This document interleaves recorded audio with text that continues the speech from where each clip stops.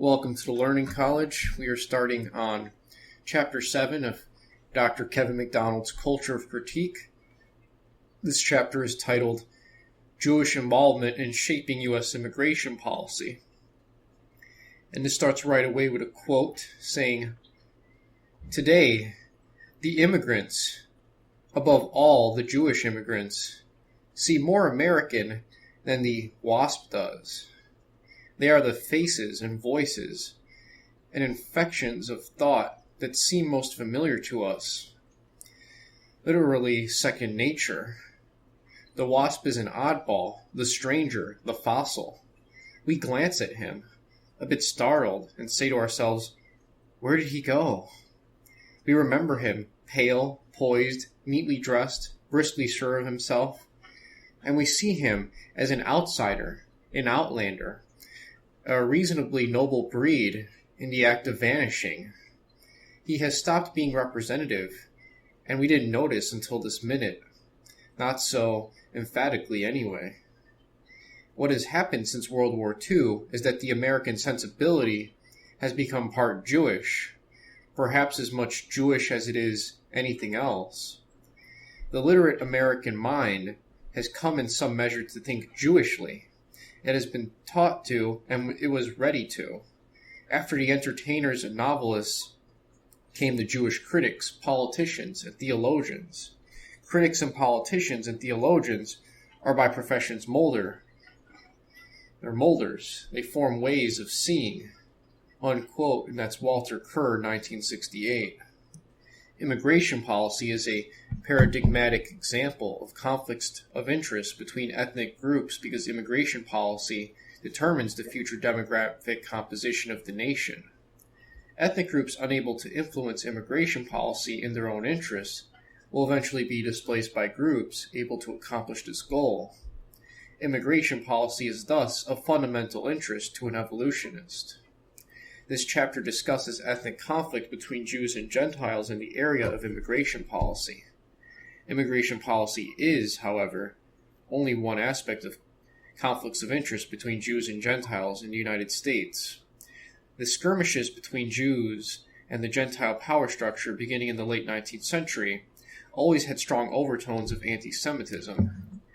These battles involved issues of Jewish upward mobility, quotas on Jewish representation in elite schools beginning in the 19th century and peaking in the 1920s and 1930s, the anti-communist crusades in the post-World War II era, as well as the very powerful concern with the cultural influences of major media extending from Henry Ford's writings in the 1920s to the Hollywood inquisitions of the McCarthy era and into the contemporary era.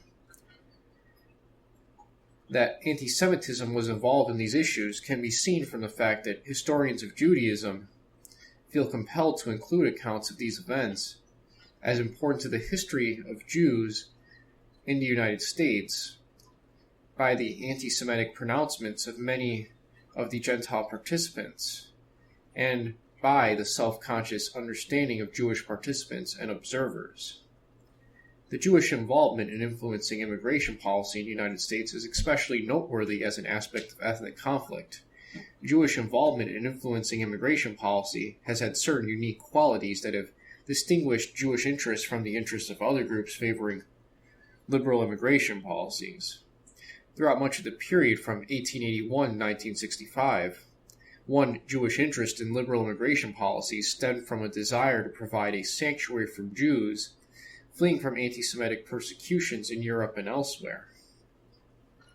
Anti-Semitic persecutions have been a recurrent phenomenon in the modern world, beginning with the Russian pogroms of 1881 and continuing into the post-World War II era in the Soviet Union and Eastern Europe.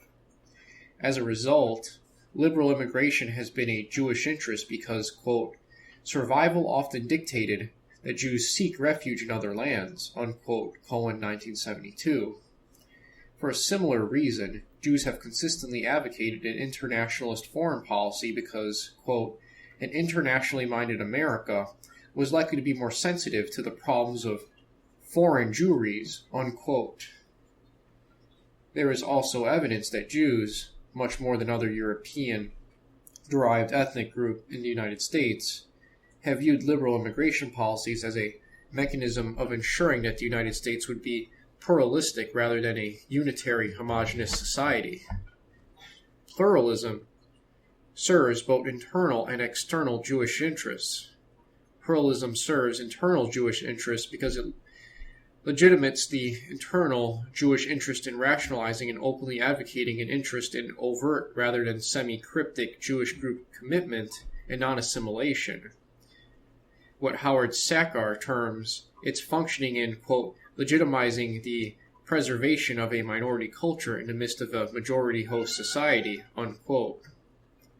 Both Neusner and Ellman suggest that the increased sense of ethnic consciousness seen in Jewish circles recently has been influenced by the general movement within American society toward the legitimization of cultural pluralism and minority group ethnocentrism.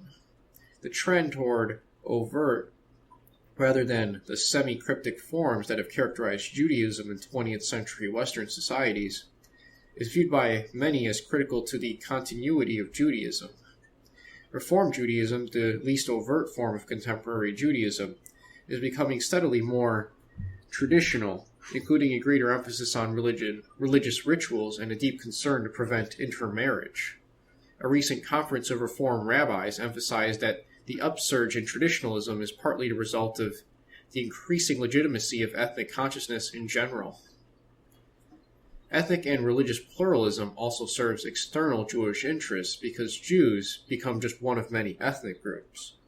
This results in the diffusion of political and cultural influence among the various ethnic and religious groups, and it becomes difficult or impossible to develop unified or cohesive groups of Gentiles united in their opposition to Judaism.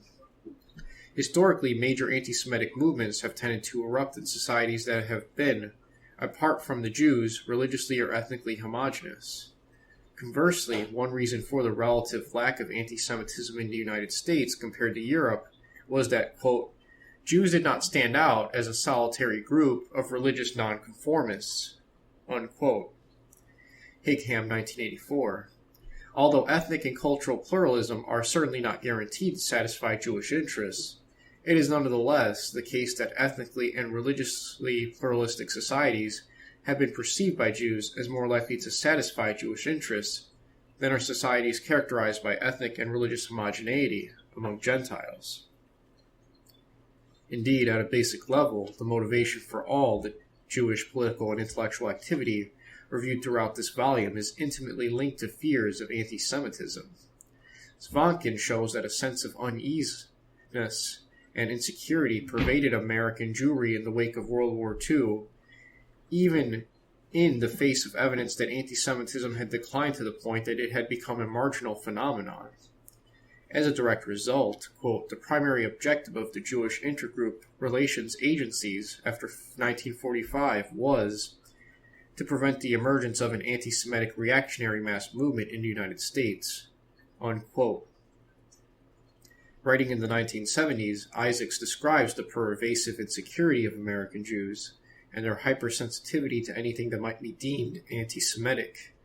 Interviewing noted public men on the subject of anti-Semitism in the early 1970s, Isaacs asked, quote, do you think it could happen here? And then another quote, never was it necessary to define it. In almost every case, the reply was approximately the same. If you know history at all, you have to presume not that it could happen, but that it probably will. Or, it's not a matter of if, it's a matter of when, unquote. Isaacs, correctly in my view, attributes the intensity of Jewish involvement in politics to this fear of anti-Semitism.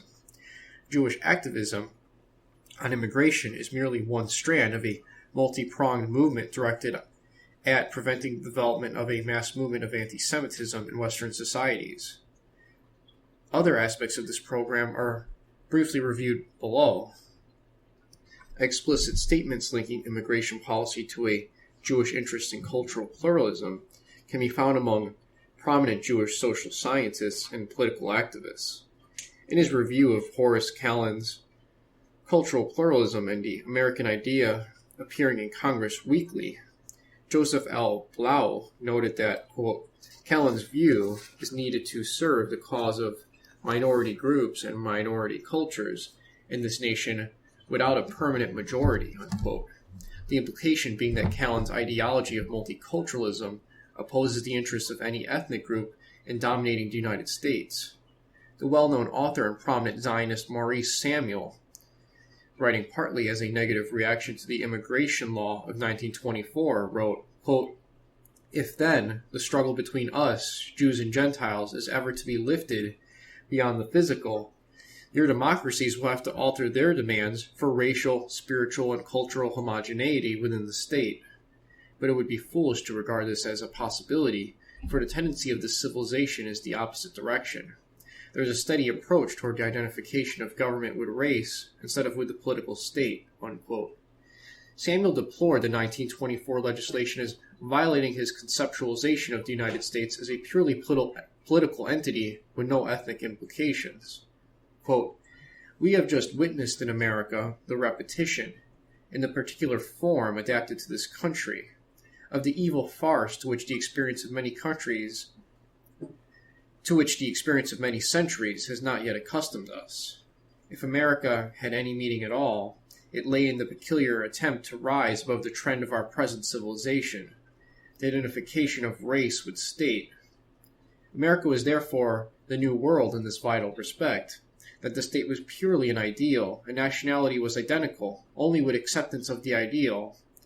But it seems now that the entire point of view was a mistaken one, that America was incapable of rising above her origins, and the semblance of an ideal nationalism was only a stage in the proper development of the universal Gentile spirit. Today, with race triumphant over ideal, anti-Semitism uncovers its fangs, and to the fearless refusal of the most elementary human right, the right of asylum, is added cowardly insult. We are not only excluded, but we are told, in the unmistakable language of the immigration laws, that we are an inferior people, without the moral courage to stand up squarely to its evil instincts. The country prepared itself, through its journalists, by a long draught of vilification of the Jew, and when sufficiently inspired by the popular and scientific potions, committed the act, unquote. And I just want to note here, this is a Zionist Jew complaining about the immigration restriction as set by America. A Zionist Jew who supports Jewish-only immigration to his own country. Yep. Alright, continuing here, a congruent opinion is expressed by prominent Jewish social scientist and ethnic activist Earl Rabb, who remarks very positively on the success of American immigration policy in altering the ethnic composition of the United States since 1965. Rabb notes that the Jewish community has taken a leadership role in changing the Northwestern European bias of American immigration policy, and he has also maintained that one factor inhibiting anti-Semitism in the contemporary United States is that, quote, an increasing ethnic heterogeneity as a result of immigration has made it even more difficult for a political party or mass movement of bigotry to develop, unquote. Or more colorfully, quote, the Census Bureau has just reported that about half of the American population will soon be non-white or non-European, and they will all be American citizens. We have tipped beyond the point where a Nazi Aryan party will be able to prevail in this country. We Jews have been nourishing the American climate of opposition to bigotry for about half a century. That climate has not yet been perfected, but the heterogeneous nature of our population tends to make it irreversible, and makes our constitutional constraints against bigotry more practical than ever, unquote. Positive attitudes towards cultural diversity have also appeared in other statements on immigration by Jewish authors and leaders. Charles Silberman notes, quote, American Jews are committed to cultural tolerance because of their belief, one firmly rooted in history, that Jews are safe only in a society acceptant of a wide range of attitudes and behavior, as well as a diversity of religious and ethnic groups. It is in this belief, for example, not approval of homosexuality, that leads to an overwhelming majority of U.S. Jews to endorse gay rights and to take a liberal stance in other so-called social issues, unquote. Similarly, in listing the positive benefits of immigration, the director of the Washington Action Office of the Council of Jewish Federations stated that immigration, quote, is about diversity, cultural enrichment, and economic opportunity for the immigrants, unquote. And in summarizing Jewish involvement in the 1996 legislative battle over immigration, a newspaper account stated, quote, Jewish groups failed to kill a number of provisions that reflect the kind of political expediency that they regard as a direct attack on American pluralism, unquote. Because liberal immigration policies are a vital Jewish interest, it is not surprising that support for liberal immigration policies spans the Jewish political spectrum. We have seen that Sidney Hook, who along with the other New York intellectuals may be viewed as an intellectual precursor of neoconservatism, identified democracy with the equality of differences and with the maximization of cultural diversity. Neoconservatives have been strong advocates of liberal immigration policies, and there has been a conflict between predominantly Jewish neoconservatives and predominantly Gentile paleoconservatisms over the issue of third world immigration into the United States. And just to break away from that for a second, Tucker Carlson and Pat Buchanan are probably the two leading paleoconservative Gentiles in the United States when it comes to this conflict. Continuing here, neoconservatives Norman Podhoretz and Richard John Neuhaus reacted very negatively to an article by a paleoconservative concern that such immigration would eventually lead to the United States being dominated by such immigrants. Other examples are neoconservatives Julian Simon and Ben Wattenberg, both of whom advocate very high levels of immigration from all parts of the world, so that the United States will become what Wattenberg describes as the world's first universal nation. Based on recent data, Fetzer reports that Jews remain far more favorable to immigration to the United States than any other ethnic group or religion in the United States. So I want to make that clear. I'm going to repeat that again. Wattenberg describes as the world's first, based on recent data, Fetzer reports that Jews remain far more favorable to immigration to the United States than any other ethnic group or religion. And that's right.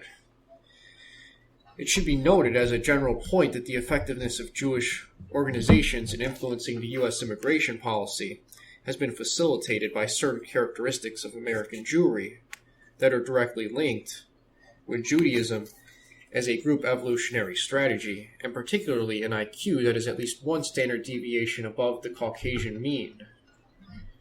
High IQ is associated with success in a broad range of activities in contemporary societies, including especially wealth and social status. As Neuringer notes, Jewish influence on immigration policy was facilitated by Jewish wealth, education, and social status. Reflecting its general disproportionate representation in markers of economic success and political influence, Jewish organizations have been able to have a vast disproportionate effect on U.S. immigration policy because Jews as a group are highly organized, highly intelligent, and politically astute, and they were able to command a high level of financial, political, and intellectual resources in pursuing their political aims. Similarly, Hollinger notes that Jews were more influential in the decline of a homogeneous Protestant Christian culture in the United States than Catholics because of their greater wealth, social standing, and technical skill in the intellectual arena. In the area of immigration policy, the main Jewish activist organization influencing immigration policy, the American Jewish Committee, was characterized by, quote, strong leadership, particularly Lewis Marshall, internal cohesion, well-funded programs, sophisticated lobbying techniques, well-chosen non-Jewish allies, and good timing, unquote, Goldstein 1990. Goldberg notes that presently there are approximately 300 national organizations in the United States with a combined budget in the range of $6 billion, a sum, Goldberg notes, greater than the gross national product of half the members of the United Nations. So I'm going to repeat that because this is extremely important. Goldberg notes that there are approximately 30 national Jewish organizations in the United States with a combined budget estimated at the range of $6 billion, a sum, Goldberg notes, greater than the gross national product of half the members of the United Nations. Insane stuff here. The Jewish effort towards transforming the United States into a pluralistic society has been waged on several fronts. In addition to discussing legislative and lobbying activities related to immigration policy, mention will also be made of Jewish efforts in the intellectual academic arena, the area of church-state relationships, and organizing African Americans as a political and cultural force. Intellectual academic efforts. So here it says, Hollinger notes, quote, the transformation of the ethno-religious demography of American academic life by Jews, unquote, in the period from the 1930s to the 1960s, as well as the Jewish influence on trends towards the secularization of American society and in advancing an ideal of cosmopolitanism. The pace of this influence was very likely influenced by the immigration battles of the 1920s. Hollinger notes that the, quote, old Protestant establishment's influence persisted until the 1960s in large measure because of the Immigration Act of 1924. Had the massive immigration of Catholics and Jews continued at pre-1964 levels, the course of U.S. history would have been different in many ways, including, one may reasonably speculate, a more rapid diminution of Protestant cultural hegemony. Immigration restriction gave that hegemony a new lease of life, unquote. It is reasonable to suppose, therefore, that the immigration battles from 1881 to 1965 have been of momentous historical importance in shaping the contours of American culture in the late 20th century. Of particular interest here is the ideology that the United States ought to be an ethically and culturally pluralistic society. Beginning with Horace Kallen, Jewish intellectuals have been at the forefront in developing models of the United States as a culturally and ethnically pluralistic society. Reflecting the utility of cultural pluralism in serving internal Jewish group interests and maintaining cultural separatism, Kallen personally combined his ideology of cultural pluralism with a deep immersion in Jewish history and literature, a commitment to Zionism, and political activity on behalf of Jews in Eastern Europe. Kallen developed a polycentric ideal for American ethnic relationships. Kallen defined ethnicity as deriving from one's biological endowment, implying that Jews should be able to remain a genetically and culturally cohesive group while participating in American democratic institutions. This conception that the United States should be organized as a set of separate ethnic cultural groups was accompanied by an ideology that relationships between groups would be cooperative and benign. Quote, Kallen lifted his eyes above the strife that swirled around him to an ideal realm where diversity and harmony coexist. Unquote. Higham, 1984. Similarly, in Germany, the Jewish leader Moritz Lazarus argued in opposition to the views of the German intellectual Heinrich von Treitschke that the continued separateness of diverse ethnic groups continued to the richness of German culture. Lazarus also developed the doctrine of dual loyalty, which became a cornerstone of the Zionist movement. Already in 1862, Moses Hess had developed the view that Judaism would lead the world to an era of universal harmony, in which each ethnic group retained its separate existence, but no group controlled any area of land. Kallen wrote his 1915 book partly in reaction to the ideas of Edward A. Ross. Ross was a Darwinian sociologist who believed that the existence of clearly demarcated groups would tend to result in between-group competition for resources. Clearly a perspective that is highly congruent with the theory and data presented in the book. Highham's comment is interesting because it shows that Kallen's romantic views of group coexistence were massively contradicted by the reality of between-group competition in his own day. Indeed, it is noteworthy that Kallen was a prominent leader of the American Jewish Congress.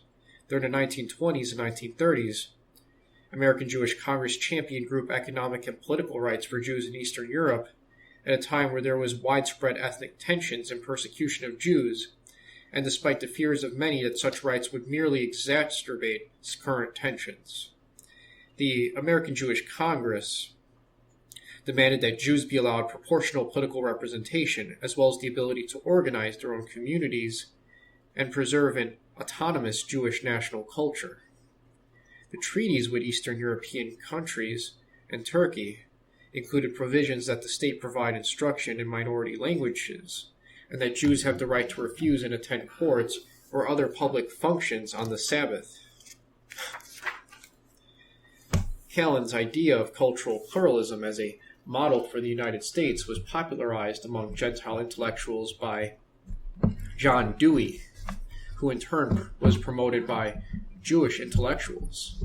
Quote, if last Congressionalists like Dewey did not need immigrants to inspire them to press against the boundaries of even the most liberal of Protestant sensibilities.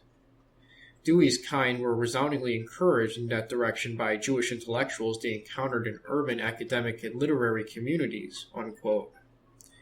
And we have another quote here. One force in this culture war of the 1940s was a secular, increasingly Jewish, decidedly left-of-center intelligentsia based largely in the disciplinary communities of philosophy and the social sciences. The leading spirit was the aging John Dewey himself, still contributing occasional articles and addresses for the cause. Dewey, as the leading American secularist, was allied with a group of Jewish intellectuals opposed to, quote, specifically Christian formulations of American democracy, unquote. Dewey had close links with the New York intellectuals, many of whom were Trotskyites, and he headed the Dewey Commission that exonerated Trotsky of charges brought in the Moscow trials of 1936.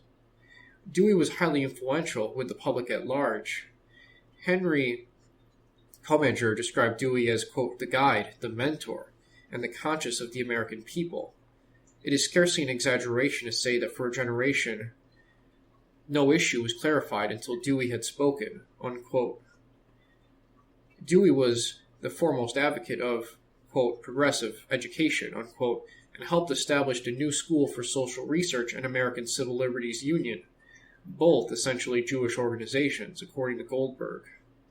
As with several other Gentiles discussed in this volume, Dewey, whose, quote, lack of presence as a writer, speaker, or personality makes his popular appeal something of a mystery, unquote, thus represented the public face of a Jewish dominated by Jewish intellectuals. Callan's ideas have been very influential in producing Jewish self-conceptualizations of their status in America. This influence was apparent as early as 1915 among American Zionists such as Louis the Brandeis. Brandeis viewed the United States as composed of different nationalities whose free development would spiritually enrich the United States and would make it a democracy par excellence. These views became a, quote, hallmark of mainstream American Zionism, secular and religious alike, unquote. Cultural pluralism was also a hallmark of the Jewish-dominated intergroup relations movement following World War II, although these intellectuals sometimes couched these ideas in terms of, quote, unity and diversity, unquote, or, quote, cultural democracy, unquote, in an effort to remove the connotation that the United States should literally be a federation of different national groups, as the American Jewish Congress advocated in the case of Eastern Europe and elsewhere.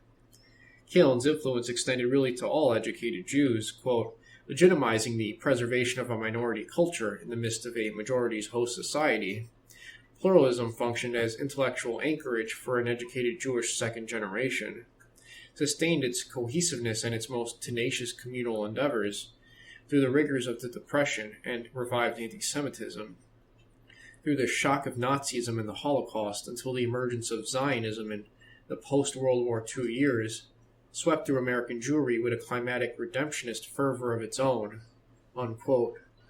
As David Paderewski, executive director of the American Jewish Congress, stated in the address of the Biennial Convention of the American Jewish Congress in 1948, quote, we are profoundly convinced that Jewish survival will depend on Jewish statehood in Palestine, on the one hand, and on the existence of a creative, conscious, and well-adjusted Jewish community in this country on the other. Such a creative community can exist only within the framework of a progressive and expanding democratic society, which, through its institutions and public policies, gives full expression to the concept of cultural pluralism. Unquote. Besides the ideology of ethnic and cultural pluralism, the ultimate success of Jewish attitudes on immigration was also influenced by intellectual movements reviewed in chapters 2 through 6. These movements, and particularly the work of Franz Boas, collectively resulted in a decline of evolutionary and biological thinking in the academic world, although playing virtually no role in the restrictionist position in the congressional debates on immigration. A component of the intellectual zeitgeist of the 1920s was the prevalence of evolutionary theories of race and ethnicity, particularly the theories of Madison Grant. In The Passing of the Great Race, Grant argued that the American colonial stock was derived from superior Nordic racial elements and that immigration of other races would lower the competence level of the society as a whole, as well as threaten democratic and Republican institutions. Grant's ideas were popularized in the media at the time of the immigration debates and often provoked negative comments in Jewish publications such as the American Hebrew. Grant's letter to the House Committee on Immigration and Naturalization emphasized the principal argument of the restrictionists, that is, that the use of the 1890 census of the foreign-born as the basis of the immigration law was fair to all ethnic groups currently in the country, and that the use of the 1910 census discriminated against the, quote, Native Americans whose ancestors were in this country before its independence, quote, unquote. He also argued in favor of quotas from Western Hemisphere nations because these countries, quote, in some cases furnish very undesirable immigrants. The Mexicans who come into the United States are overwhelmingly of Indian blood, and the recent intelligence tests have shown their very low intellectual status. We have already got too many of them in our southwest states, and a check should be put under increase, unquote. Grant was also concerned about the unassimilability of recent immigrants. He included in his letter a Chicago Tribune editorial commenting on a situation in Hamtramck, Michigan, in which recent immigrants were described as demanding, quote, unquote, Polish rule, the expulsion of non-Poles, and the use of only the Polish language by federal officials. Grant also argued that differences in reproductive rate would result in the displacement of groups that delayed marriage and had fewer children, a comment that reflects ethnic differences in life history strategy, and clearly indicating a concern that as a result of immigration, his ethnic group would be displaced by ethnic groups with a higher rate of natural increase. Reflecting his concerns about immigrants from Mexico, recent data indicate that adolescent women of Mexican background have the highest birth rate in the United States, and people of Mexican background will be a majority of the state of California by 2040. Well, just to break away, we're already there. We made it way earlier. They're already a majority in California, so you had no idea how bad it was going to get, Madison. There we go.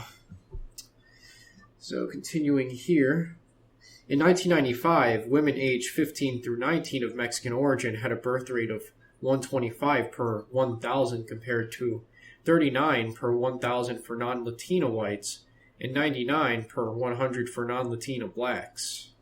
The overall birth rate for these three groups is 3.3 for Latino women, 2.2 for non-Latino black women, and 1.8 for non-Latino white women. Moreover, Latino activists have a clearly articulated policy of reconquering the United States via immigration and high birth rates. So, this is a little dated. It looks like now the black birth rate has decreased quite a bit, and abortion is a large reason for that.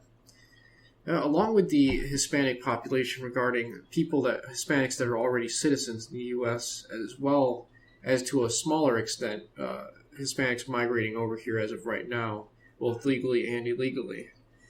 It seems a lot of the pause that's spreading in our culture, like abortions and birth control, these minority groups are now starting to utilize these sorts of things much more now, and we're seeing the results.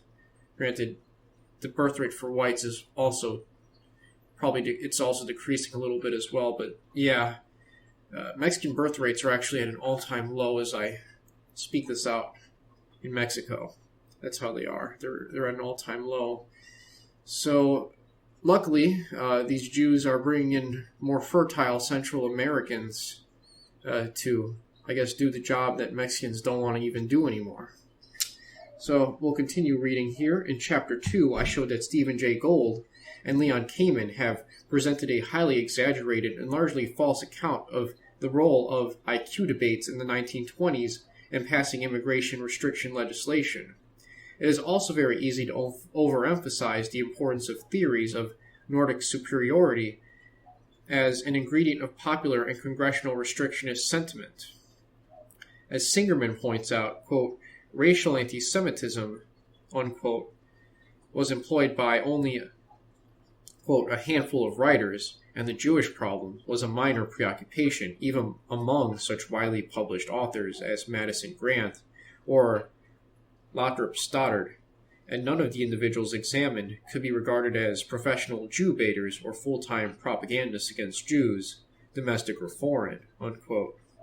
As indicated below, arguments related to Nordic superiority, including supposed Nordic intellectual superiority, played remarkably little role in congressional debates over immigration in the 1920s, the common argument of the restrictionists being that immigration policy should reflect equally the interests of all ethnic groups currently in the country.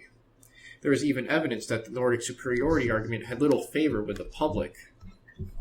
A member of the Immigration Restriction League stated in 1924 that, quote, the country is somewhat fed up on highbrow Nordic superiority stuff, unquote. Samuelston, 1979. Nevertheless, it is probable that the decline in evolutionary and biological theories of race and ethnicity facilitated the sea change in immigration policy brought about by the 1965 law. As Hyham notes, by the time of the final victory in 1965, which removed national origins and racial ancestry from immigration policy and opened up immigration to all human groups, the Boasian perspective of cultural determinism and anti-biologism has become standard academic wisdom. The result was that it, quote, became intellectually fashionable to discount the very existence of persistent ethnic differences. The whole reaction deprived popular race feelings of a powerful ideological weapon, unquote. Jewish intellectuals were prominently involved in the movement to eradicate the racialist ideas of Grant and others. Indeed, even during the earlier debates leading up to the immigration bills of 1921 and 1924, restrictionists perceived themselves to be under attack from Jewish intellectuals. In 1918, Prescott F. Hall, secretary of the Immigration Restriction League, wrote to Grant, quote, what I wanted was the names of a few anthropologists of note who have declared in favor of the inequality of the races. I am up against the Jews all the time in the equality argument and thought perhaps you might be able to offhand to name a few, besides Henry Fairfield, whom I could quote in support, unquote. Grant also believed that Jews were engaged in a campaign to discredit racial research. In the introduction to the 1921 edition of The Passing of the Great Race, Grant complained that, quote, it is well nigh impossible to publish in the American newspapers any reflection upon certain religions or races which are hysterically sensitive even when mentioned by name. The underlying idea seems to be that if publication can be suppressed, the facts themselves will ultimately disappear. Abroad, conditions are fully as bad, and we have the authority of one of the most eminent anthropologists in France that the collection of anthropological measurements and data among the French recruits at the outbreak of the Great War was prevented by Jewish influence, which aimed to suppress any suggestion of racial differentiation in France, unquote. Boas was greatly motivated by the immigration issue as it occurred early in the century. Carl Degler notes that Boas's professional correspondence, quote, reveals that an important motive behind his famous head-measuring project in 1910 was his strong personal interest in keeping the United States diverse in population. The study, whose conclusions were placed into the congressional record by Representative Emanuel Seller during the debate on immigration restriction, concluded that the environmental differences consequent to immigration caused differences in head shape. Boas argued that his research showed that all foreign groups living in favorable social circumstances had become assimilated to the United States in the sense that their physical measurements converged on the American type. Although he was considerably more circumspect regarding his conclusions in the body of his report, Boas stated in his introduction that, quote, all fear of an unfavorable influence of South European immigration upon the body of our people should be dismissed, unquote. As a further indication of Boas's ideological commitment to the immigration issue, Degler makes the following comment regarding one of Boas's environmentalist explanations for mental differences between immigrant and native children. Quote, why Boas chose to advance such an ad hoc interpretation is hard to understand until one recognizes his desire to explain in a favorable way the apparent mental backwardness of the immigrant children, unquote. The ideology of racial equality was an important weapon on behalf of opening immigration up to all human groups. For example, in a 1951 statement to Congress, the American Jewish Congress stated, quote, the findings of science must force even the most prejudiced among us to accept, as unqualifiedly as we do the law of gravity, that intelligence, morality, and character bear no relationship whatever to geography or place of birth, unquote. The statement went on to cite some of Boas's popular writings on the subject, as well as the writings of Boas's protege, Ashley Montagu, perhaps the most visible opponent of the concept of race during this period. Montagu, whose original name was actually Israel Ehrenberg, theorized in the period immediately following World War II that humans are innately cooperative, but not innately aggressive, and there is a universal brotherhood among humans. In 1952, another Boas protege, Margaret Mead, testified before the President's Commission on Immigration and Naturalization that, quote, all human beings from all groups of people have the same potential. Our best anthropological evidence today suggests that the people of every group have about the same distribution of potential, unquote. Another witness stated that the Executive Board of the American Anthropological Association had unanimously endorsed the proposition that, quote, all scientific evidence indicates that all peoples are inherently capable of acquiring or adapting to our civilization, unquote. Yeah, exactly. You bring in a pygmy to America in the 1930s, he'll adapt no problem, as long as he's born there and everything, yeah. And continuing here, by 1965, Senator Jacob Javits could confidently announce to the Senate during the debate on the immigration bill that, quote, both the dictates of our consciousness as well as the precepts of sociologists tell us that immigration, as it exists in the national origins quota system, is wrong and without any basis in reason or fact, for we know better than to say that one man is better than another because of the color of his skin, unquote.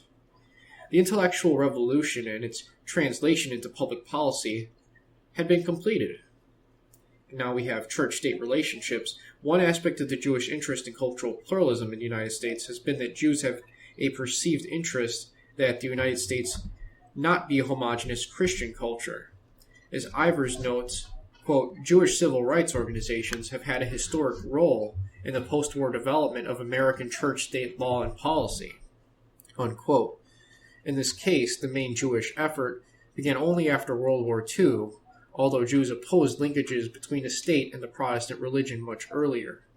For example, Jewish publications were unanimous in their opposition to Tennessee's law that resulted in the 1925 Scopes trial, in which Darwinism was pitted against religious fundamentalism.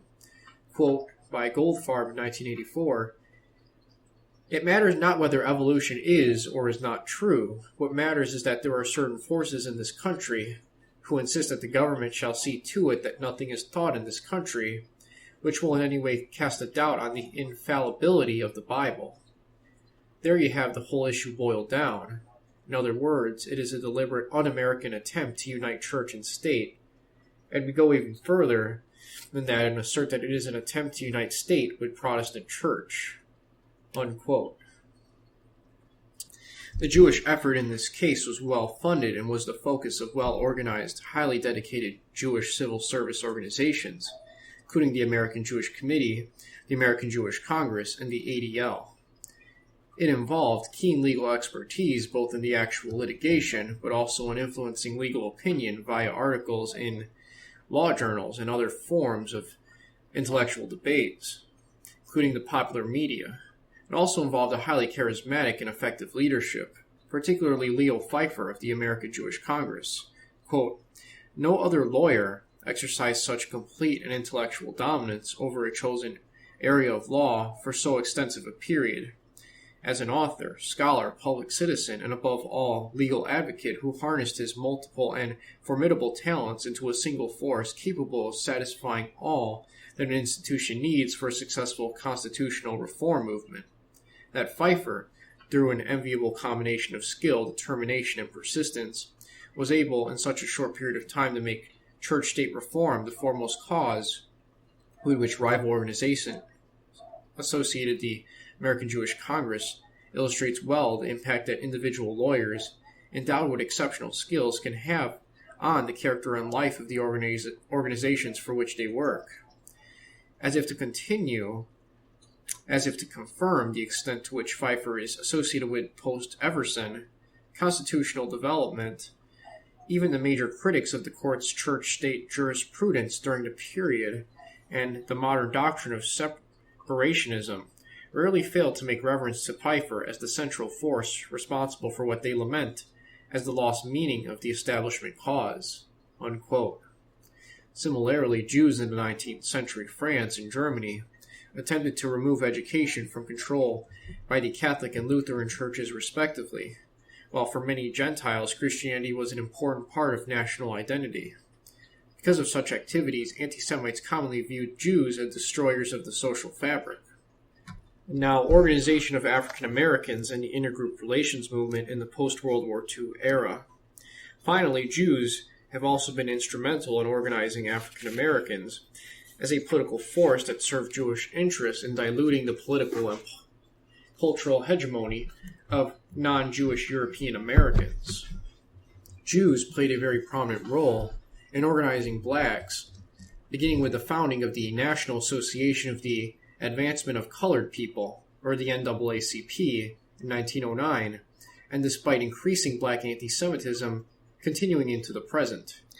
Quote, "By mid-decade, the NAACP had something of the aspect of an adjunct of B'nai B'rith and the American Jewish Committee, with the brothers Joel and Arthur Spingarn serving as board chairman and chief legal counsel, respectively. Herbert Lehman on the executive committee, Lillian Wald and Walter Sachs on the board, and Jacob Schiff and Paul Warburg as financial angels. By 1920, Herbert Seligman was director of public relations, and Marha Grun served as his assistant. Small wonder that a bewildered Marcus Garvey stormed out of NAACP headquarters in 1917, muttering that it was a white organization. Unquote. Levering Lewis, 1984. Next paragraph here. Wealthy Jews were important contributors to the National Urban League as well. Quote, Edwin Seligman's chairmanship and the presence on the board of Felix Adler, Lillian Wald, Abraham Lefkowitz, and shortly thereafter Julius Rosenwald, principal Sears, Roebuck Company stockholder, forecast significant Jewish contributions to the League. Unquote. In addition to providing funding and organizational talent, the presidents of the NAACP were Jews until 1975. Jewish legal talent was harnessed on behalf of African American causes. Lewis Marshall a prominent player in the Jewish efforts on immigration, was a principal NAACP attorney during the 1920s. African Americans played little role in these efforts. For example, until 1933, there was no African American lawyers in the NAACP legal department. So I want to make that clear. I'm going to repeat that. For example, until 1933, there were 0 African American lawyers in the NAACP legal department. And that's the source is Friedman, 1995. Indeed, a theme of revisionist historians reviewed by Friedman is that Jews organized African Americans for their own interest rather than in the best interests of African Americans. In the post-World War II period, the entire gamut of Jewish civil service organizations were involved in black issues, including the American Jewish Committee, the American Jewish Congress, and the ADL. Quote, with professionally trained personnel, fully equipped offices, and public relations know-how, they had the resources to make a difference. Unquote. Jews contributed from 2/3 to 3/4 of the money for civil rights groups during the 1960s. Jewish groups, particularly the American Jewish Congress, played a leading role in drafting civil rights legislation and pursuing legal challenges related to civil rights issues, mainly benefiting blacks. Quote, Jewish support, legal and monetary, afforded the civil rights movement a string of legal victories. There is little exaggeration in an American Jewish Congress lawyer's claim that many of these laws were actually written in the offices of Jewish agencies by Jewish staff people, introduced by Jewish legislators, and pressured into being by Jewish voters. Unquote. Harold Cruse presents a particularly trenchant analysis of the Jewish-Black coalition that reflects several themes of this volume. First, he notes, quote, Jews know exactly what they want in America, unquote. Jews want cultural pluralism because of their long-term policy of non-assimilation and group solidarity. Cruse notes, however, that the Jewish experience in Europe has shown that, quote, 2 can play this game, unquote, which he means developing highly nationalistic solidarity groups, and, quote, when that happens, woe be to the side that is short on numbers, unquote. Cruse is here referring to the possibility of antagonistic group strategies that form the subject matter. Correspondingly, Cruse observes that Jewish organizations view Anglo-Saxon nationalism as their greatest potential threat, and they have tended to support pro-black integration policies for blacks in America, presumably because such policies dilute Caucasian power and lessen the possibility of a cohesive, nationalist, anti-Semitic Caucasian majority. At the same time, Jewish organizations have opposed a black nationalist position while pursuing an anti-assimilationist nationalist group strategy for their own group. Cruse also points out the asymmetry in black-Jewish relations. While Jews have held prominent roles in black civil rights organizations and have been actively involved in funding these organizations and in making and implementing the policies of these organizations, blacks have been completely excluded from the inner workings and policy-making bodies in Jewish organizations. To a considerable extent, at least until quite recently, the form and goals of the black movement in the United States should be seen as an instrument of Jewish strategy with very similar goals to those pursued in the arena of immigration legislation. The Jewish role in African American affairs must, however, be seen as part of the broader role of what participants termed, quote, the intergroup relations movement, unquote, that worked to, quote, eliminate prejudice and discrimination against racial, ethnic, and religious minorities, unquote, in the period following World War II. As with the other movements with strong Jewish involvement, Jewish organizations, particularly the American Jewish Committee, the American Jewish Congress, and the ADL, were the leaders, and these organizations provided the major sources of funding, devised the tactics, and defined the objectives of the movement. As was also the case with the movement to shape immigration policy, its aim was the very self-interested aim of preventing the development of a mass anti-Semitic movement in the United States. Jewish activists, quote, saw their commitment to the intergroup relations movement as a preventive measure designed to make sure the Nazis' war of extermination against European Jewry, never happened in America, unquote, Svanken, 1997. This was a multifaceted effort, ranging from legal challenges to bias in housing, education, and public employment, legislative proposals, and the efforts to secure their passage into law in state and national legislative bodies. Efforts to shape messages emanating from the media, educational programs for students and teachers, and intellectual efforts to reshape the intellectual discourse of academia. As with Jewish involvement in immigration policy, and a great many of other instances of Jewish political and intellectual activity in both modern and pre-modern times, the intergroup relations movement often worked to minimize overt Jewish involvement. As in the 19th century attempt to define Jewish interests in terms of German ideals, the rhetoric of the intergroup relations movement stressed that its goals were congruent with American self-conceptualizations.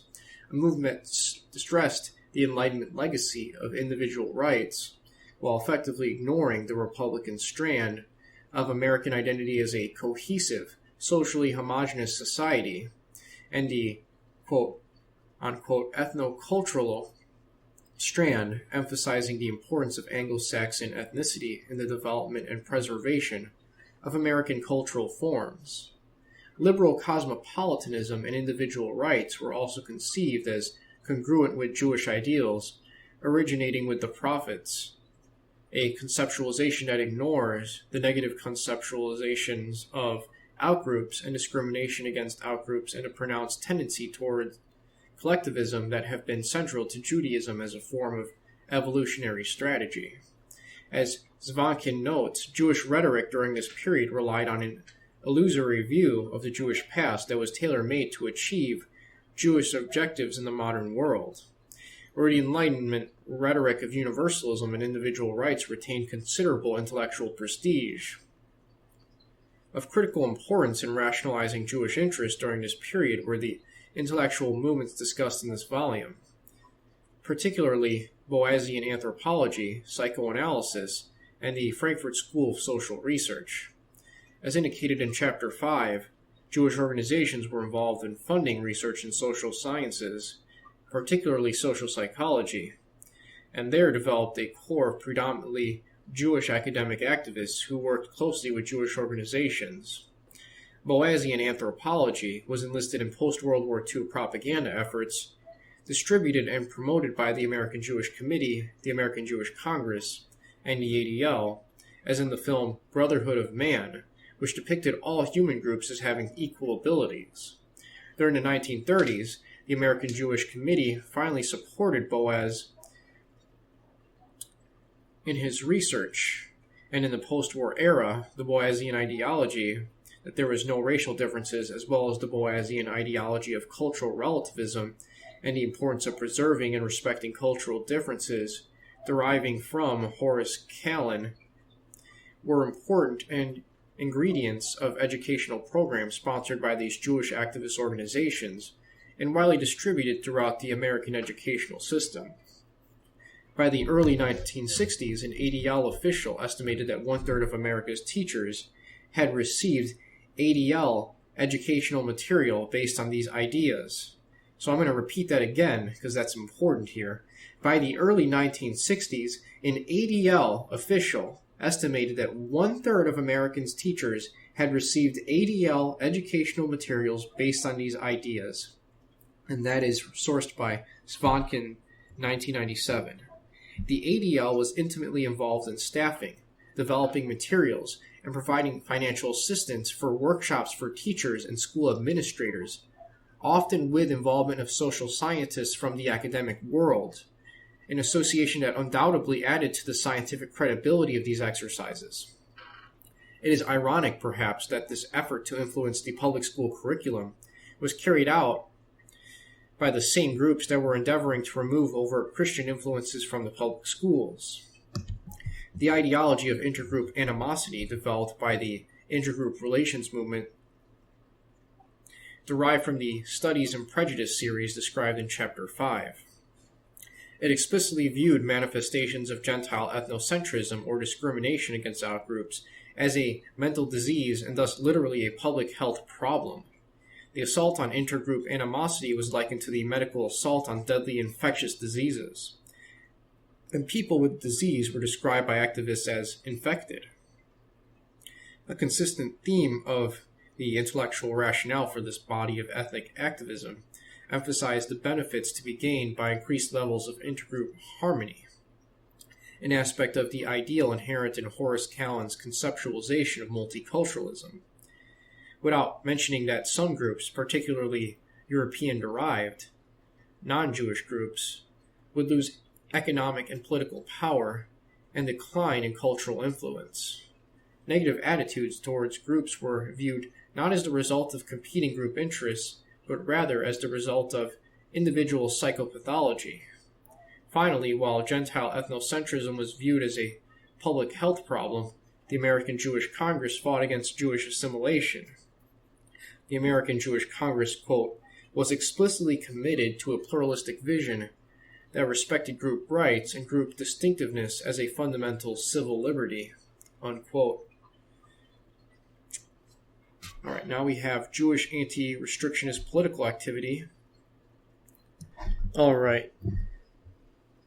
First paragraph, Jewish involvement in altering the intellectual discussion of race and ethnicity appears to have had long-term repercussions on U.S. immigration policy, but Jewish political involvement was ultimately of much greater significance.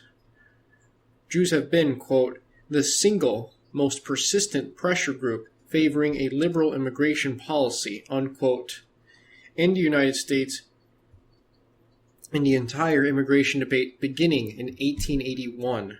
This is a quote from Neuringer, 1971. Quote, in undertaking to sway immigration policy in a liberal direction, Jewish spokespersons and organizations demonstrated a degree of energy unsurpassed by any other interested pressure group.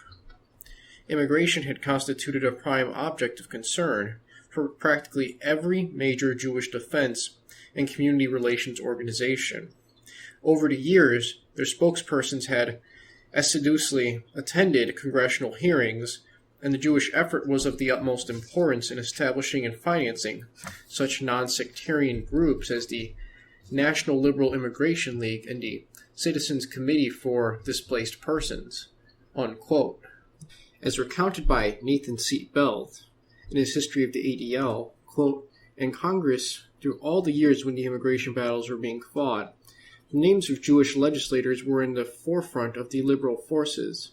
From Adolph Sabath to Samuel Dickstein and Emanuel Seller in the House, and from Herbert H. Lehman to Jacob Javits in the Senate. Each in his time was a leader of the Anti-Defamation League and of major organizations concerned with democratic development, unquote.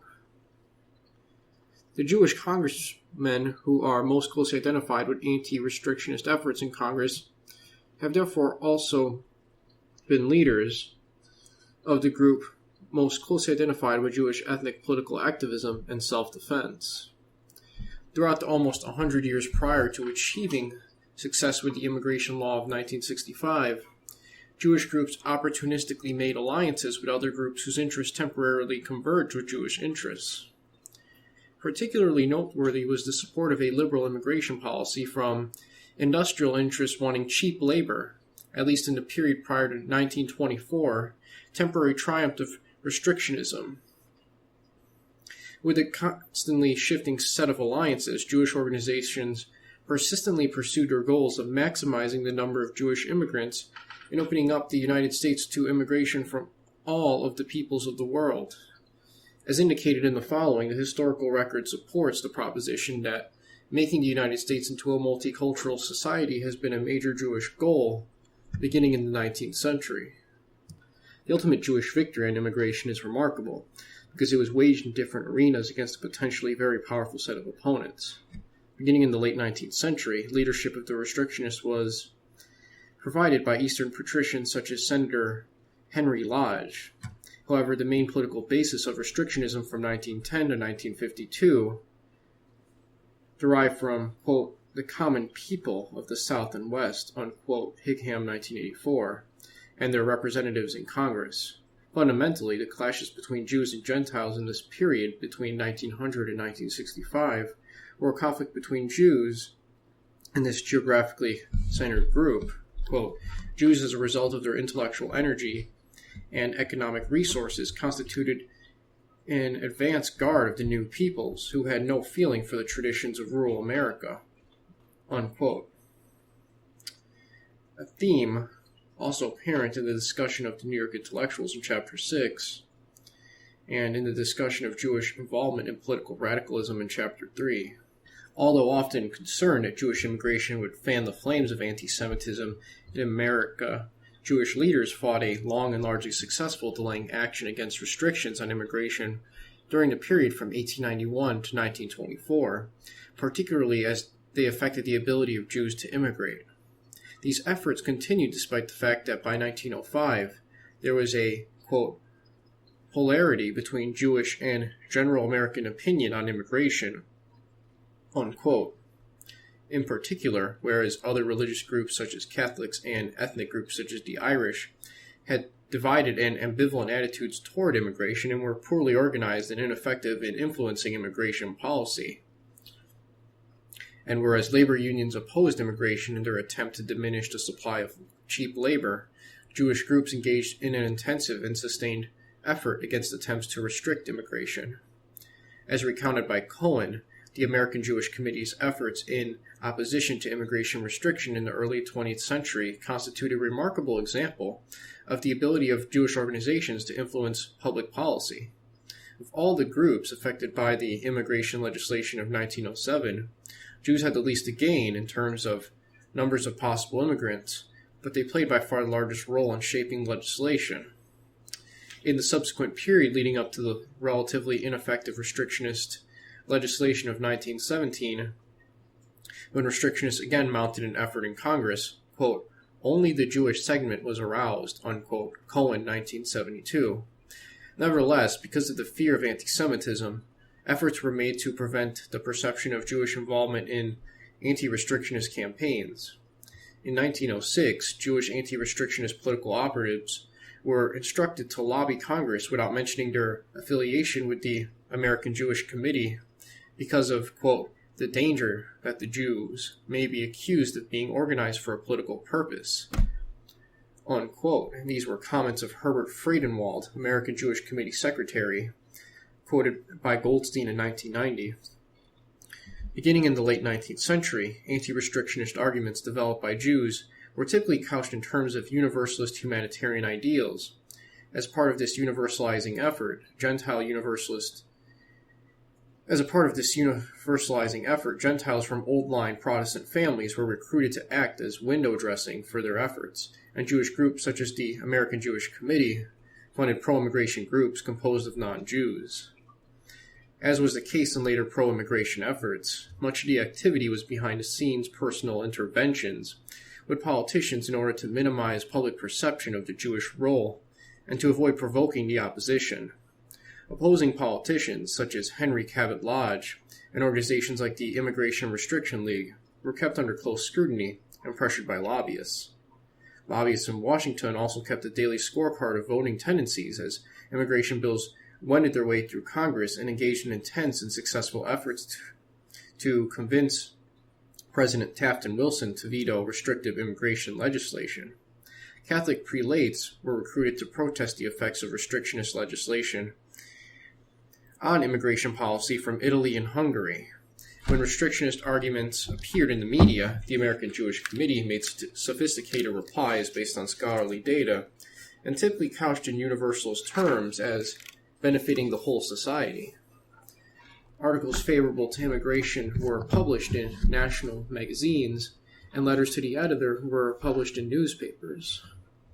Efforts were made to minimize the negative perceptions of immigration by distributing Jewish immigrants around the country and by getting Jewish aliens off public support. Legal proceedings were filed to prevent the deportation of Jewish aliens. Eventually, mass protest meetings were organized.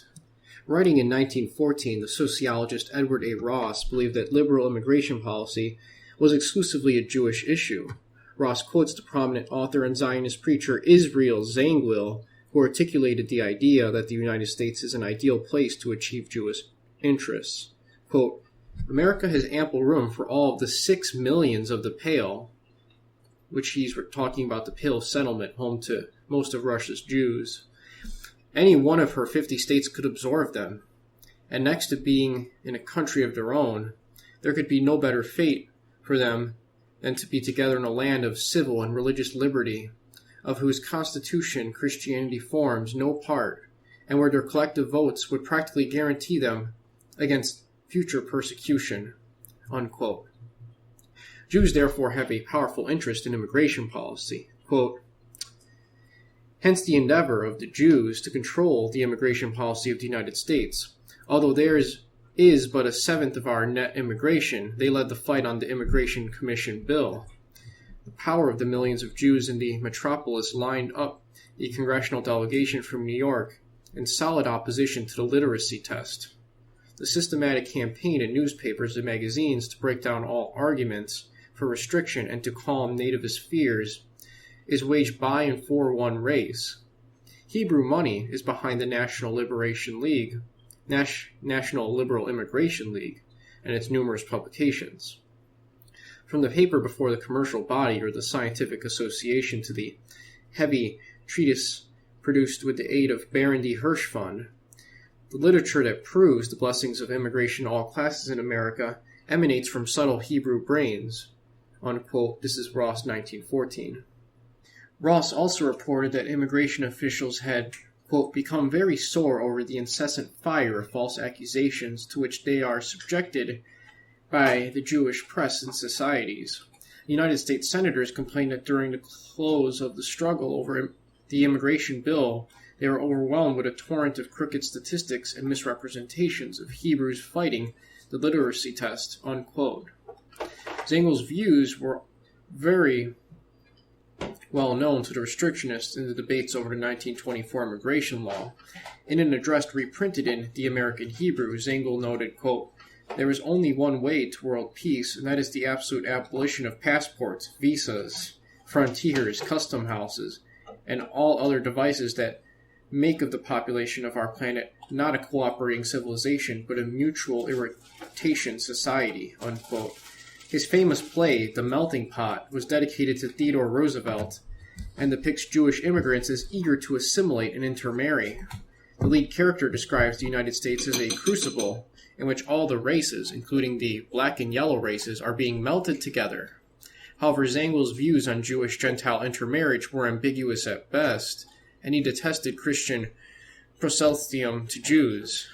Zangwill was an ardent Zionist and an admirer of his father's religious orthodoxy as a model for the preservation of Judaism. He believed Jews were a morally superior race whose moral vision had shaped Christian and Muslim societies and would eventually shape the world. Although Christianity remained morally inferior to Judaism, Jews would retain their racial purity if they continued to practice their religion. Quote, so long as Judaism flourishes among Jews, there is no need to talk of safeguarding race or nationality. Both are automatically preserved by the religion, unquote. Despite deceptive attempts to present the pro-immigration movement as broad-based, Jewish activists were aware of the lack of enthusiasm of other groups. During the fight over restrictionist legislation at the end of the Taft administration, Herbert Friedenwald, American Jewish secretary, wrote that it was, quote, very difficult to get any people except the Jews stirred up in this fight, unquote. The American Jewish Committee contributed heavily to staging anti-restrictionist rallies in major American cities, but allowed other ethnic groups to take credit for the events, and it organized groups of non-Jews to influence President Taft to veto restrictionist legislation. During the Wilson administration, Lewis Marshall stated, quote, we are practically the only ones who are fighting the literacy test, while the great proportion of the people is indifferent to what is done, unquote. The forces of immigration restriction were temporarily successful with the immigration laws of 1921 and 1924, which passed despite the intense opposition of Jewish groups. Devine notes, quote, arrayed against the restrictionist forces in 1921 were only the spokespersons for the southeastern European immigrants, mainly Jewish leaders whose protests were drowned out by the general cry for restriction, unquote. Similarly, during the 1924 congressional hearings on immigration, quote, the most prominent group of witnesses against the bill were representatives of Southeastern European immigrants, particularly Jewish leaders, unquote. Jewish opposition to this legislation was motivated as much by their perception that the laws were motivated by anti-Semitism and that they discriminated in favor of Northwestern Europeans as by concern that they would curtail Jewish immigration, a view that is implicitly in opposition to the ethnic status quo favoring Northwestern Europeans. Opposition to biasing immigration in favor of Northwestern Europeans remained characteristic of Jewish attitudes in the following years, but the opposition of Jewish organizations to any restrictions on immigration based on race or ethnicity can be traced back to the 19th century. Thus, in 1882, the Jewish press was unanimous in its condemnation of the Chinese Exclusion Act, even though this act had no direct bearing on Jewish immigration. In the early 20th century, the American Jewish Committee at times actively fought against any bill that restricted immigration to white persons or non-Asians, and only refrained from active opposition if it judged that American Jewish Committee support would threaten the immigration of Jews. In 1920, the Central Conference of American Rabbis passed a resolution urging that, quote, the nation keep the gates of our beloved republic open to the oppressed and distressed of all mankind, in conformity with its historic role as a haven of refuge for all men and women who pledge allegiance to its laws. Unquote. The American Hebrew, a publication founded in 1867 to represent the German Jewish establishment of the period, reiterated its long-standing policy that it, quote, has always stood for the admission of worthy immigrants of all classes, irrespective of nationality, unquote. And in his testimony at the 1924 hearings before the House Committee on Immigration and Naturalization, the American Jewish Committee's Lewis Marshall stated that the bill echoed sentiments of the Ku Klux Klan. He characterized it as inspired by the racialist theories of Houston Chamberlain. At a time when the population of the United States was over 100 million, Marshall stated, quote, we have room in this country for 10 times the population we have, unquote. He advocated admission of all peoples of the world without quota limit, excluding only those who were, quote, were mentally, morally, and physically unfit, who are enemies of organized government, and who are apt to become public charges, unquote.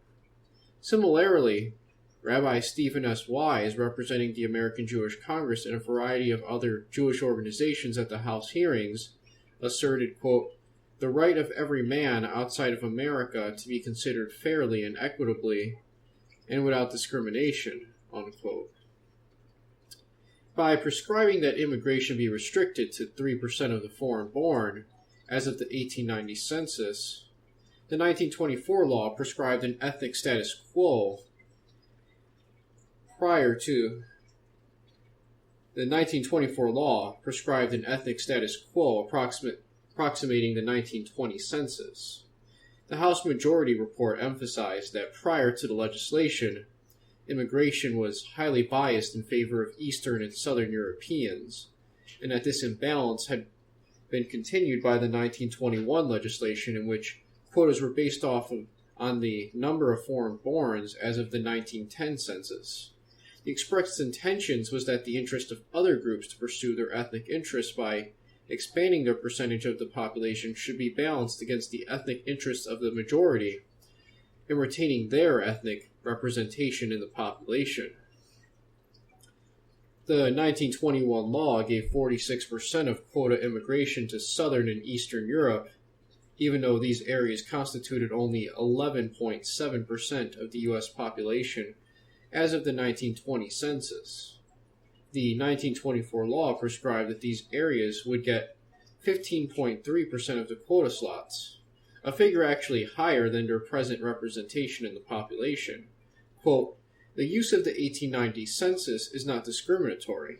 It is used in an effort to preserve as nearly as possible the racial status quo of the United States. It is hoped to guarantee, as best we can at this late date, racial homogeneity in the United States. The use of a latter census would discriminate against those who founded the nation and perpetuated its institutions, unquote. It's a House Representative number 350, 1924. After 3 years, quotas were derived from a national origins formula based on 1920 census data for the entire population, not only for the foreign-born. No doubt this legislation represented a victory for the Northwestern European peoples of the United States, yet there was no attempt to reverse the trends in the ethnic composition of the country. Rather, the efforts aimed to preserve the ethnic status quo.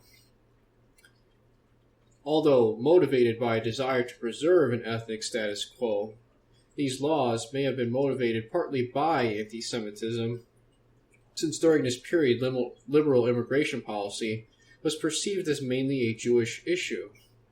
This certainly appears to have been the perception of Jewish observers. Prominent Jewish writer Maurice Samuel, for example, writing in the immediate aftermath of the 1924 legislation, wrote that, quote, "It is chiefly against the Jew that anti-immigration laws are passed here in America, as in England and Germany," unquote. And such perceptions continue among historians of the period. This perception was not restricted to Jews. In remarks before the Senate, the anti-restrictionist Senator Reed of Missouri noted, quote, "Attacks have likewise been made upon the Jewish people who have crowded to our shores. The spirit of intolerance has been especially active as to them," unquote. During World War II, Secretary of War Henry L. Stimson stated that it was opposition to unrestricted immigration of Jews that resulted in the restrictive legislation of 1924. Moreover, the House Immigration Committee Majority Report stated that, quote, "By far the largest percentage of immigrants are peoples of Jewish extraction," unquote. And it implied that the majority of the expected new immigrants would be Polish Jews.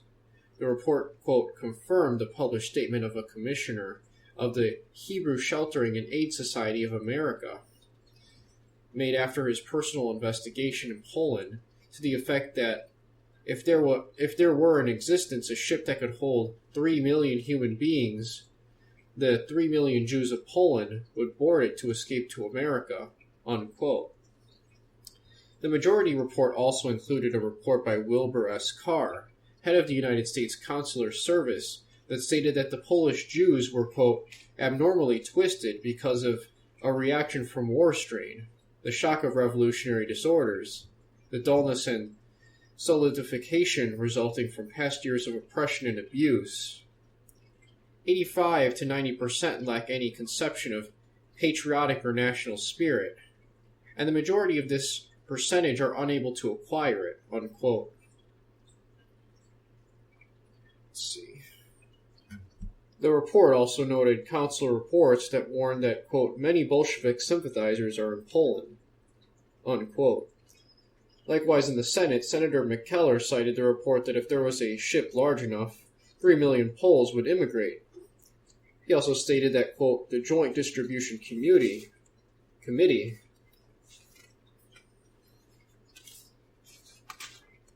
an American committee doing relief work among the Hebrews in Poland, distributes more than $1 million per month of American money in that country alone.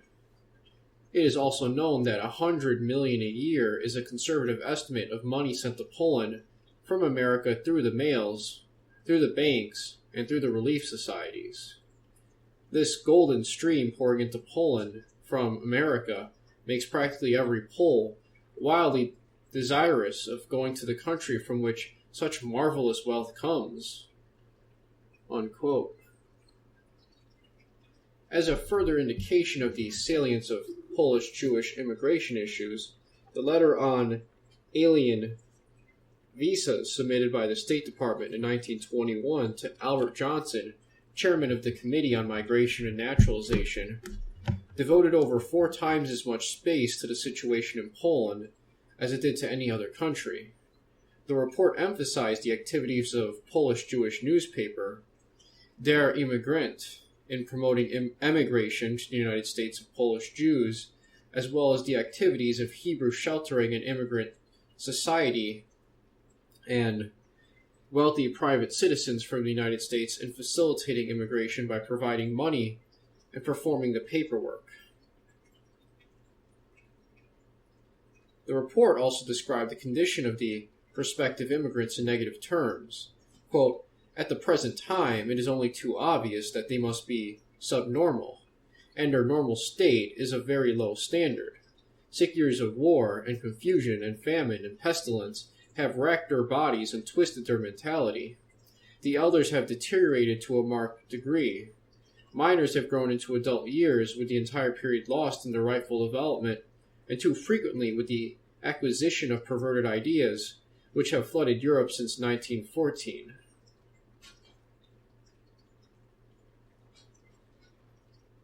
Unquote. The report also stated that articles in the Warsaw Press had reported that, quote, propaganda favoring unrestricted immigration, unquote, is being planned, including celebrations in New York aimed at showing the contributions of immigrants to the development of the United States. The reports for Belgium, whose emigrants originated in Poland and Czechoslovakia, and Romania also highlighted the importance of Jews as prospective immigrants. In response, Representative Isaac Siegel stated that the report was, quote, edited and doctored by certain officials, unquote.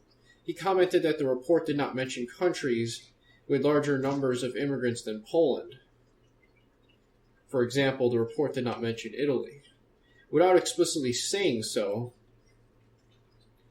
quote, I leave it to every man in the house to make his own decisions and his own inferences therefrom. The implication was that the focus on Poland was prompted by anti-Semitism. The House Majority Report, signed by 15 of its 17 members, with only Representatives Dickstein and Sabbath not signing, also emphasized the Jewish role in defining the intellectual battle in terms of Nordic superiority and American ideals, rather than in the terms of an ethnic status quo actually favored by the committee. Quote, the cry of discrimination is, the committee believes, manufactured and built up by the special representatives of racial groups, aided by aliens actually living abroad. Members of the committee have taken notice of a report in the Jewish Tribune, February 28, 1924, of a farewell dinner to Mr. Israel Zangwill, which says, quote, Mr. Zangwill spoke chiefly on the immigration question, declaring that if Jews persisted in a strenuous opposition to the restricted immigration, there would be no restriction. And a quote within a quote here, if you create enough fuss against this Nordic nonsense, unquote, he said, then, quote, you will defeat this legislation. You must make a fight against this bill. Tell them they are destroying American ideals. Most fortifications are of cardboard, and if you press against them, they give way, unquote. And continuing on here, the committee does not feel that the restriction aimed to be accomplished in this bill is directed at the Jews, for they can come within the quotas from any country in which they were born. The committee has not dealt on the desirability of a Nordic or any other particular type of immigrant, but has held steadfastly to the purpose of securing a heavy restriction, with the quota so divided that the countries from which the most came in the 2 decades ahead of the World War might be slowed down in order that the United States might restore its population balance. The continued charge that the committee has built up a Nordic race and devoted its hearing to that end is part of a deliberately manufactured assault, for as a matter of fact, the committee has done nothing of the kind. And that was all from House Rep number 350, 1924. All of what I just read there. Now, continuing on with the book, indeed, one is struck in reading the 1924 congressional debates by the rarity with which the use of Nordic racial superiority is raised by those in favor of the legislation, whereas virtually all the anti-restrictionists raise this issue. After a particularly colorful comment in opposition to the theory of Nordic racial superiority, restrictionist leader Albert Johnson remarked, quote, "I would like very much to say on behalf of the committee that through the strenuous times of the hearings, this committee undertook not to discuss the Nordic proposition or racial matters," unquote. Earlier during the hearing on the bill, Johnson remarked in response to the comments of Rabbi Stephen S. Wise representing the American Jewish Congress, quote, "I dislike to be placed continually in the attitude of assuming that there is a race prejudice when the one thing I have tried to do for 11 years is to free myself from race prejudice, if I had it at all," unquote. Several restrictionists explicitly denounced the theory of Nordic superiority, including Senators Bruce and Jones and Representatives Bacon, Byrnes, Johnson, McLeod, McReynolds, McKenna, Miller, Newton, Rosenblum, Valey, Vincent, White, and Wilson. Indeed, it is noteworthy that there are indications in the congressional debate that representatives from the far west are concerned about the competence and competitive threat presented by Japanese immigrants, and the rhetoric suggests that they view the Japanese as racially equal or superior, not inferior. For example, Senator Jones stated, quote, "We admit that the Japanese are able as we are, and that they are as progressive as we are, that they are as honest as we are, that they are as brainy as we are, and that they are equal in all that goes to make a great people and nation," unquote. Representative McLafferty emphasized Japanese domination of certain agricultural markets, and Representative Leah noted their ability to supplant, quote, "their American competitor," unquote. Representative Miller described the Japanese as a, quote, "relentless and unconquerable competitor of our people, wherever he places himself," unquote. Moreover, whereas the issue of Jewish-Gentile resource competition was not raised during the congressional debates, quotas on Jewish admissions to Ivy League universities were a highly salient issue among Jews during this period. The quota issue is highly publicized in the Jewish media, which focused on activities of Jewish self-defense organizations such as the ADL. Jewish-Gentile resource competition may therefore have been on the minds of some legislators. Indeed, President A. Lawrence Lowell of Harvard was the national vice president of the Immigration Restriction League, as well as a proponent of quotas on Jewish admission to Harvard, suggesting that resource competition with an intellectually superior Jewish group was an issue for at least some prominent restrictionists. It is probable that anti-Jewish animosity related to resource competition issues was widespread. Higham writes of, quote, "the urgent pressure which the Jews, as an exceptionally ambitious immigrant people, put upon some of the more crowded rungs of the social ladder," unquote. Beginning in the 19th century, there were fairly high levels of covert and overt anti-Semitism in patrician circles, resulting from the very rapid upward mobility of Jews and their competitive drive. Prior to World War I, the reaction of the Gentile power structure was to construct social registers and emphasize genealogy as mechanisms of exclusion. Quote, "criteria that could not be my money alone," unquote. During this period, Edward A. Ross described Gentile resentment for, quote, "being obliged to engage in a humiliating and undignified scramble in order to keep his trade or his clients against a Jewish invader," unquote, suggesting that a rather broad concern with Jewish economic competition. Attempts at exclusion in a wide range of areas increased in the 1920s, and reached their peak during the difficult economic situation of the Great Depression. In the 1924 debates, however, the only congressional comments suggesting a concern with the Jewish-Gentile resource competition that I have been able to find are the following from Representative Weefald. Quote, I, for one, am not afraid of the radical ideas that some might bring with them, ideas you cannot keep out anyway, but the leadership of our intellectual life, in many of its phases, has come into the hands of these clever newcomers who have no sympathy with our old-time American ideals, nor with those of Northern Europe, who detect our weaknesses and pander to them, and get wealthy through the disservices they render us. Our whole system of amusements has been taken over by men who come here on the crest of the South and East European immigration. They produce our horrible film stories. They compose and dish out to us our jazz music. They write many of the books we read and edit our magazines and newspapers. Unquote. The immigration debate also occurred amid discussion in the Jewish media of Thorstein Veblen's famous essay, quote, The Intellectual Preeminence of Jews in Modern Europe, unquote. In an editorial of July 13, 1923, the American Hebrew noted that Jews were disproportionately represented among the gifted in Lewis Terman's study of gifted children, and commented that, quote, this fact must give rise to bitter, though futile, reflection among the so-called Nordics, unquote.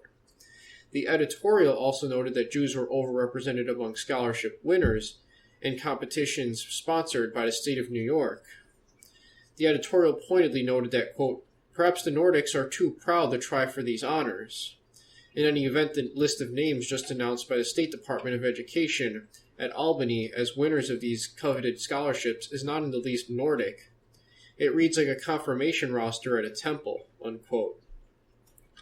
There is in fact evidence that Jews, like East Asians, have higher IQs than Caucasians. Indeed, Terman had found that Chinese were equal in IQ to Caucasians. Further indication, as Carl Degler notes, quote, their IQ scores could not have been an excuse for the discrimination, unquote, represented by the 1924 legislation. As indicated above, there is considerable evidence from the congressional debates that the exclusion of Asians was motivated at least partly by fears of competition with a highly talented, intelligent group, rather than by feelings of racial superiority. The most common argument made by those favoring the legislation, and the one reflected in the majority report, is the argument that, in the interests of fairness to all ethnic groups, the quota should reflect the relative ethnic composition of the entire country. Restrictionists noted that the census of 1890 was chosen because of the percentages of the foreign-born of different ethnic groups in that year approximated the general ethnic composition of the entire country in 1920. Senator Reed of Pennsylvania and Representative Rogers of Massachusetts proposed to achieve the same result by directly basing the quotas on the national origins of all people in the country as of the 1920 census, and this was eventually incorporated into law. Representative Rogers argued, quote, Gentlemen, you cannot dissent from this principle because it is fair. It does not discriminate for anybody, and it does not discriminate against anybody, unquote. Senator Reed noted, quote, the purpose, I think, of most of us in changing the quota basis is to cease from discriminating against the native born here and against the group of our citizens who come from Northern and Western Europe. I think the present system discriminates in favor of Southeastern Europe, unquote. As an example illustrating the fundamental argument asserting a legitimate ethnic interest in maintaining an ethnic status quo without claiming racial superiority, consider the following statement from Representative William N. Vail of Colorado, one of the most prominent restrictionists.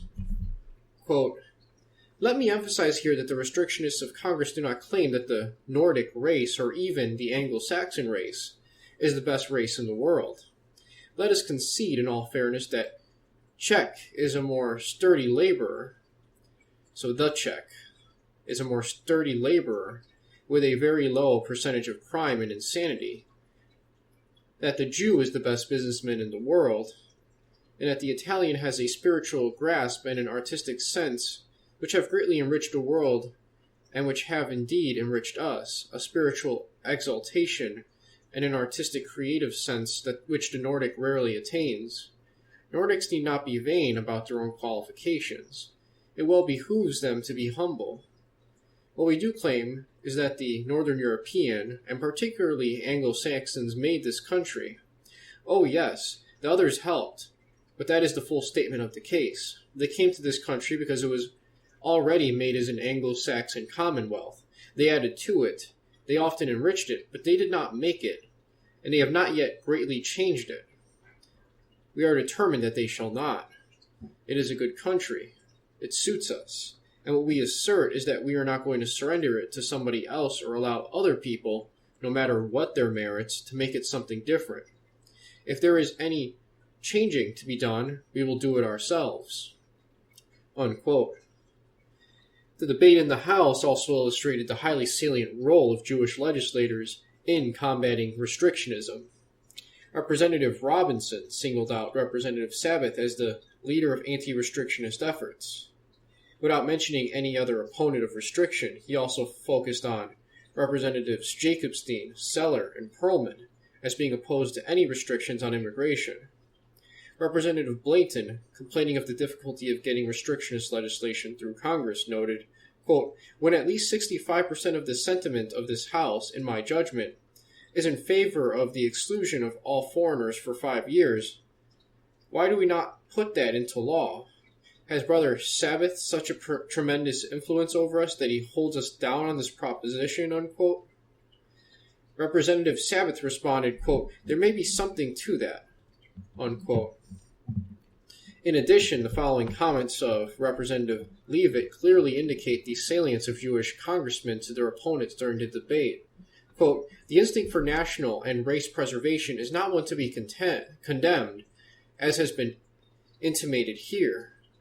No one should be able to understand a desire of Americans to keep America American. Then the gentleman from Illinois, Mr. Sabbath, who is leading the attack on this measure, or the gentleman from New York, Mr. Dickstein, Mr. Jacobstein, Mr. Seller, and Mr. Perlman. They are of the one great historic people who have maintained the identity of their race throughout the centuries because they believe sincerely that they are a chosen people with certain ideals to maintain, and knowing that the loss of racial unity means a change of ideals. That fact should make it easy for them and the majority of the most active opponents of this measure in the spoken debate to recognize and sympathize with our viewpoint, which is not so extreme as that of their own race, but only demands that the admixture of other peoples shall only be of such kind of proportions and in such quantities as will not alter racial characteristics more rapidly than there can be assimilation as to ideas of government, as well as of blood." Unquote. The view that Jews had a strong tendency to oppose genetic assimilation with surrounding groups was expressed by other observers as well, and was a component of temporary anti-Semitism. Jewish avoidance of exogamy certainly had a basis in reality, and it is worth recalling that there was powerful opposition to intermarriage, even among the more liberal segments of early 20th century American Judaism, and certainly among the less liberal segments represented by the great majority of Orthodox immigrants from Eastern Europe who had come to constitute the great majority of American Jewry. Now, I want to just comment real quick. This is still something that is observed to this day, and I'll give a good example.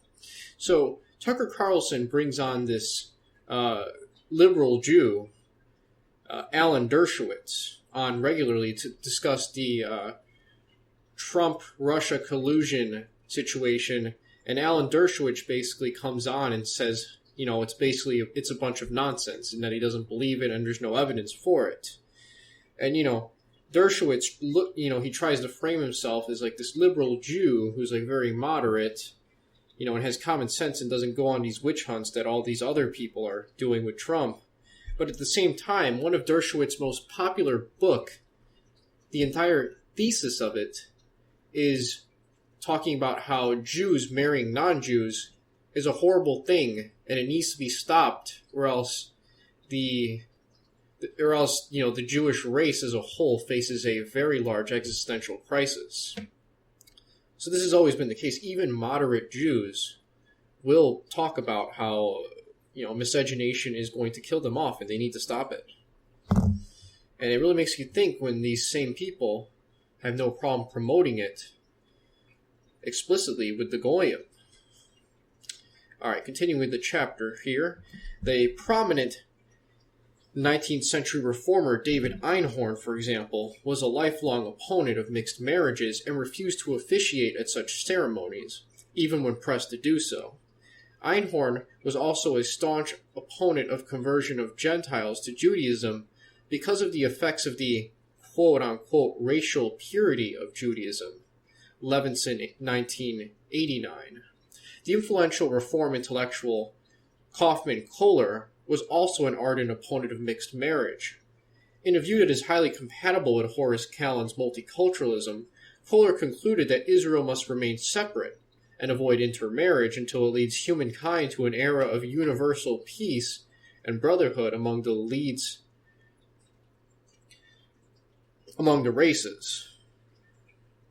And that's the same. That's a different source where they're quoting this. That wasn't a quote, but they're citing it. Kohler, 1918. So basically, Kohler believes that they got to avoid intermarriage because until eventually Israel leads humankind to an era of universal peace and brotherhood among races. So that's clearly what's going on, right? All right, continuing here. The negative attitude towards intermarriage was confirmed by survey results. A 1912 survey indicated that only 7 of 100 Reform rabbis had officiated at a mixed marriage, and a 1909 resolution of the chief Reform group, the Central Council of American Rabbis, declared that, quote, mixed marriages are contrary to the tradition of the Jewish religion and should be discouraged by the American rabbinate, unquote. Meyer, 1988. Gentile perceptions of Jewish attitudes on intermarriage, therefore, had a strong basis in reality.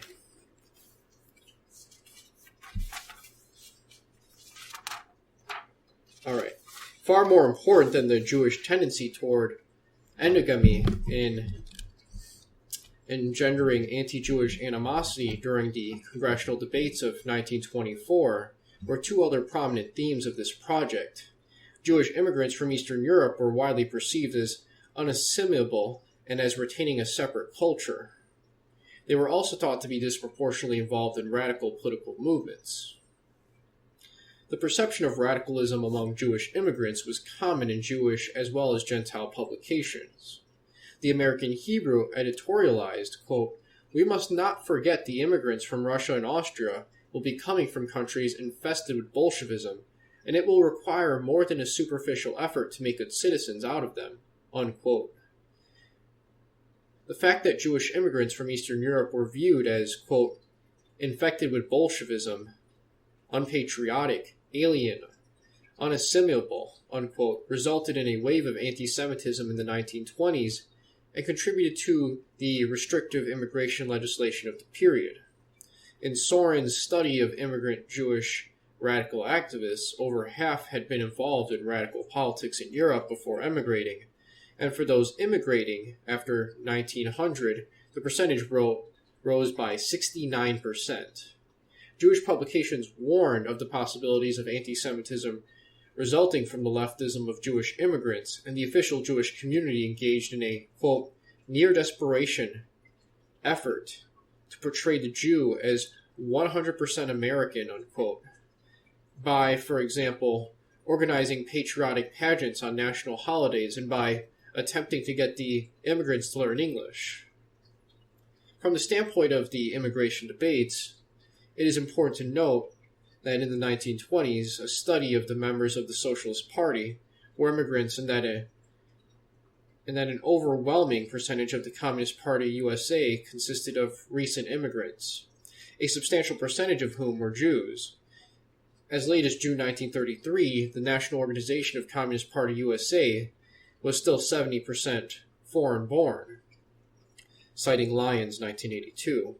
In Philadelphia in 1929, fully 90% of Communist Party members were foreign-born, and 72% 2.2% of Communist Party USA members in Philadelphia were the children of Jewish immigrants who had come to the United States in the late 19th and early 20th century, quoting the same source here, Lyons, 1982.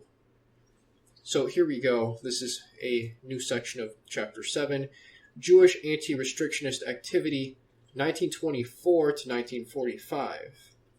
The saliency of Jewish involvement in U.S. immigration policy continued after the 1924 legislation. Particularly objectionable to Jewish groups was the national origins quota system. For example, a writer for the Jewish Tribune stated in 1927, quote, "We regard all measures of regulating immigration according to nationality as illogical, unjust, and un-American," unquote. Nuringer, 1971. During the 1930s, the most outspoken critic of further restrictions on immigration was Representative Samuel Dickstein, and Dickstein's assumption of the chairmanship of the House Immigration Committee in 1931 marked the end of the ability of restrictionists to enact further reductions in quotas.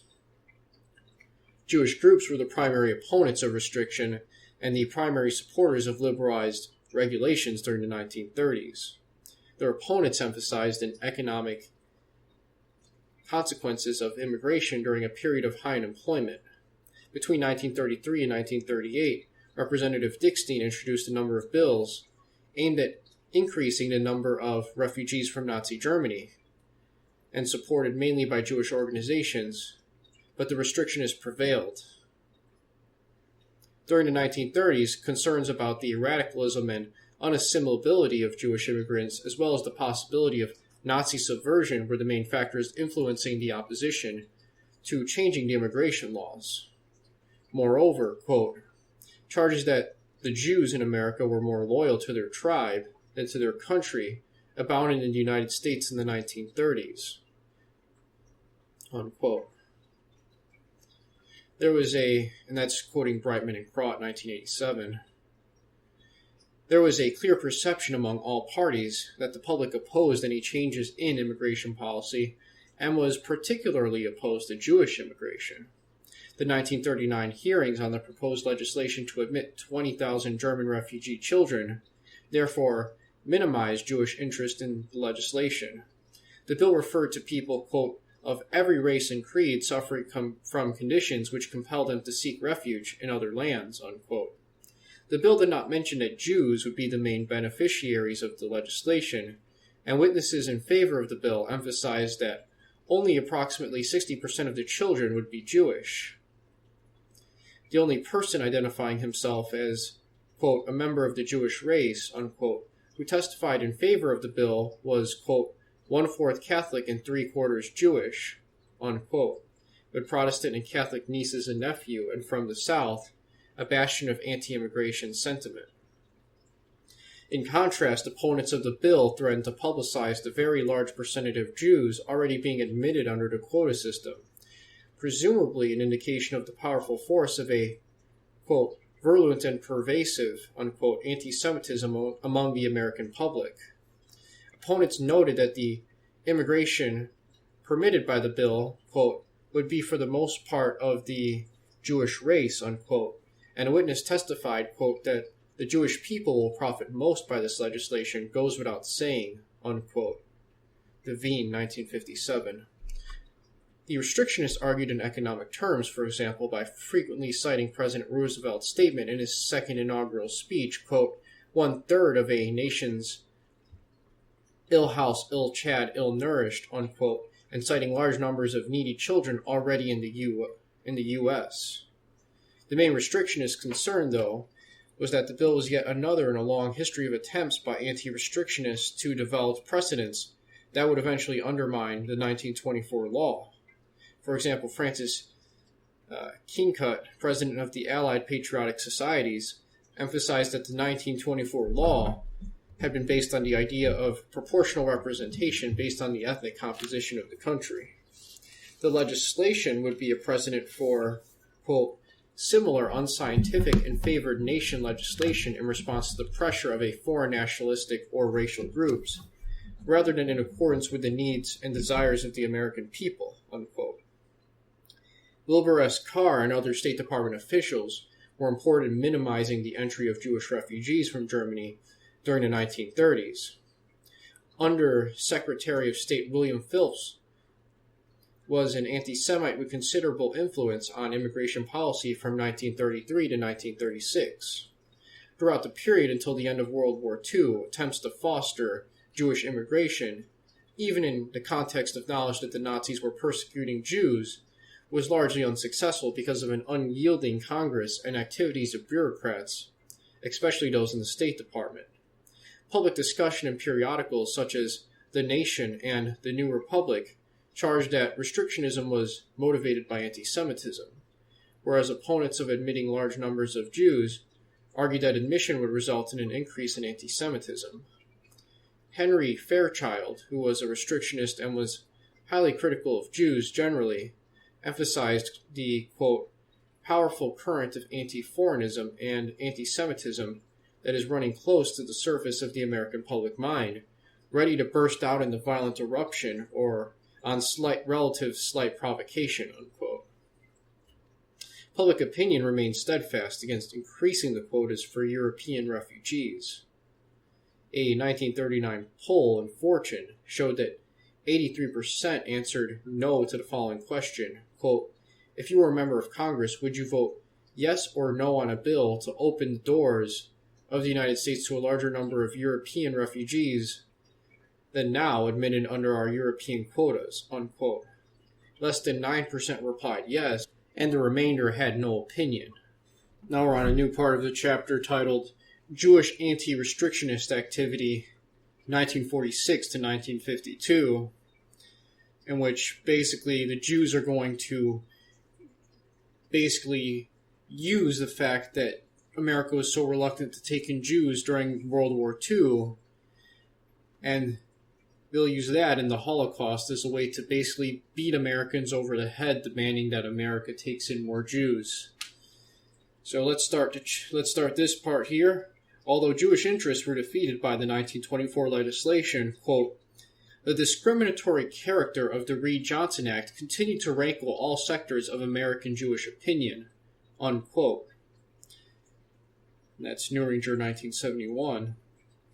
During this period, an article by Will Maslow in Congress Weekly reiterated the belief that the restrictive immigration laws intentionally target Jews. Quote, only one type of law, immigration legislation which relates to aliens outside the country, is not subject to constitutional guarantees, and even here hostility toward Jewish immigration has had to be disguised in an elaborate quota scheme in which eligibility was based on place of birth rather than religion, unquote. The Jewish concern to alter the ethnic balance of the United States is apparent in the debates over immigration legislation during the post-World War II era. In 1948, the American Jewish Committee submitted to a Senate subcommittee a statement simultaneously denying the importance of the material interests of the United States and affirming its commitment to immigration of all races. Quote, Americanism is not to be measured by conformity to law, a zeal for education, or literacy, or any of these qualities in which immigrants may excel the native-born. Americanism is the spirit behind the welcome that America has traditionally extended to people of all races, all religions, all nationalities, unquote. Cohen, 1972. In 1945, Representative Emanuel Seller introduced a bill ending Chinese exclusion by establishing token quotas for Chinese. And in 1948, the American Jewish Committee condemned racial quotas on Asians.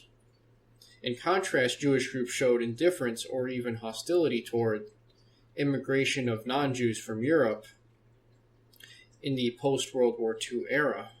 Thus, Jewish spokespersons did not testify at all during the first set of hearings on emergency legislation to allow immigration to a limited number of German, Italian, Greek, and Dutch immigrants, escapees from communism, and a small number of Poles, Asians, and Arabs. When Jewish spokespersons eventually testified, they took the opportunity to once again focus on their condemnation of the national origins provisions of the 1924 law. Jewish involvement in opposing restrictions during this period was motivated partly by attempts to establish precedents in which the quota system was bypassed, and partly by attempts to increase immigration of Jews from Eastern Europe. The Citizens Committee on Displaced Persons, which advocated immigration to admit 400,000 refugees as non-quota immigrants over a period of 4 years, maintained a staff of 65 people and was funded mainly by the American Jewish Committee and other Jewish contributors. This is citing the Congressional Record on October 15, 1949. Witnesses opposing the legislation complained that the bill was an attempt to subvert the ethnic balance of the United States established by the 1924 legislation. In the event, the bill that was reported out of the subcommittee did not satisfy Jewish interests because it established a cutoff date that excluded Jews who had migrated from Eastern Europe after World War II, including Jews fleeing Polish anti-Semitism. The Senate subcommittee, quote, regarded the movement of Jews and other refugees from Eastern Europe after 1945 as falling outside the scope of the main problem and implied that this exodus was a planned migration organized by Jewish agencies in the United States and in Europe, unquote. Senate Rep. number 950. Jewish representatives led the assault on the bill. Representative Emanuel Seller calling it, quote, worse than no bill at all. All it does is exclude Jews, unquote. In reluctantly signing the bill, President Truman noted that the 1945 cutoff date, quote, discriminates in callous fashion against displaced persons of the Jewish faith, unquote. In contrast, Senator Chapman Bravercombe stated that, quote, there is no distinction, certainly no discrimination, intended between any persons because of their religion or their race, but there are differences drawn among those persons who are, in fact, displaced persons and may have been in camp longest and have a preference, unquote.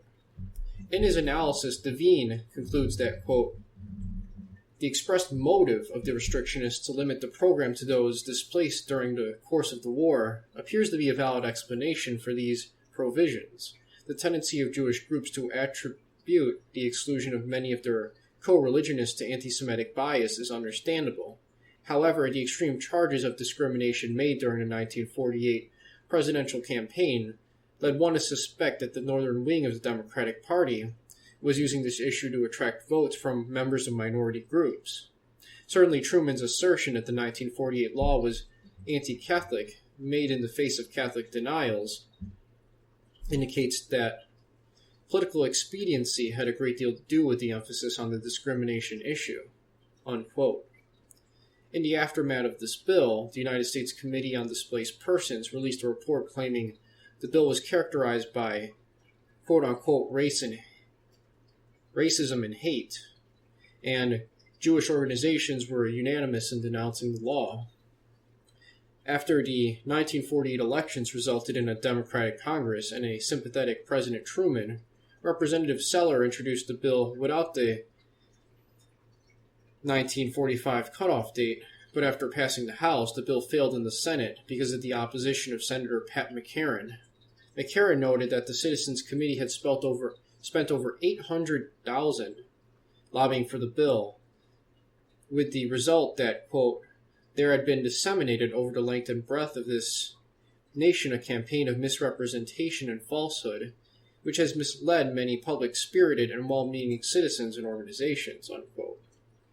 After defeat, the Citizens Committee increased expenditures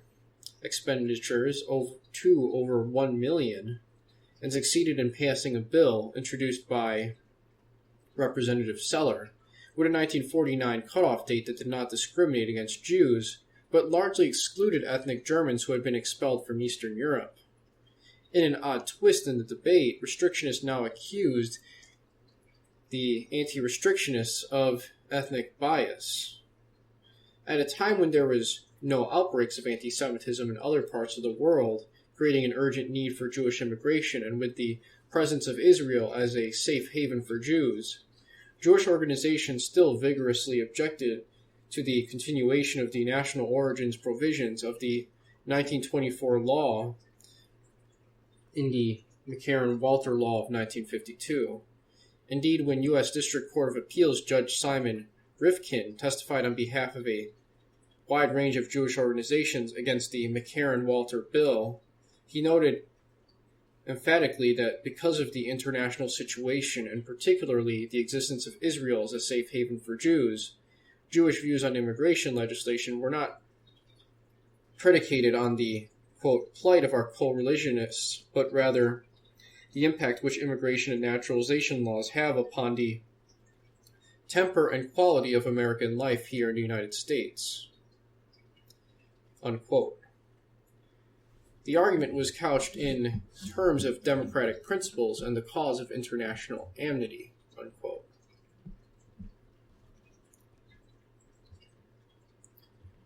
The implicit theory of being that the principles of democracy required ethnic diversity, a view promulgated by Jewish intellectual activists such as Sidney Hook at the time, and the theory that the goodwill of other countries depended on American willingness to accept their citizens as immigrants.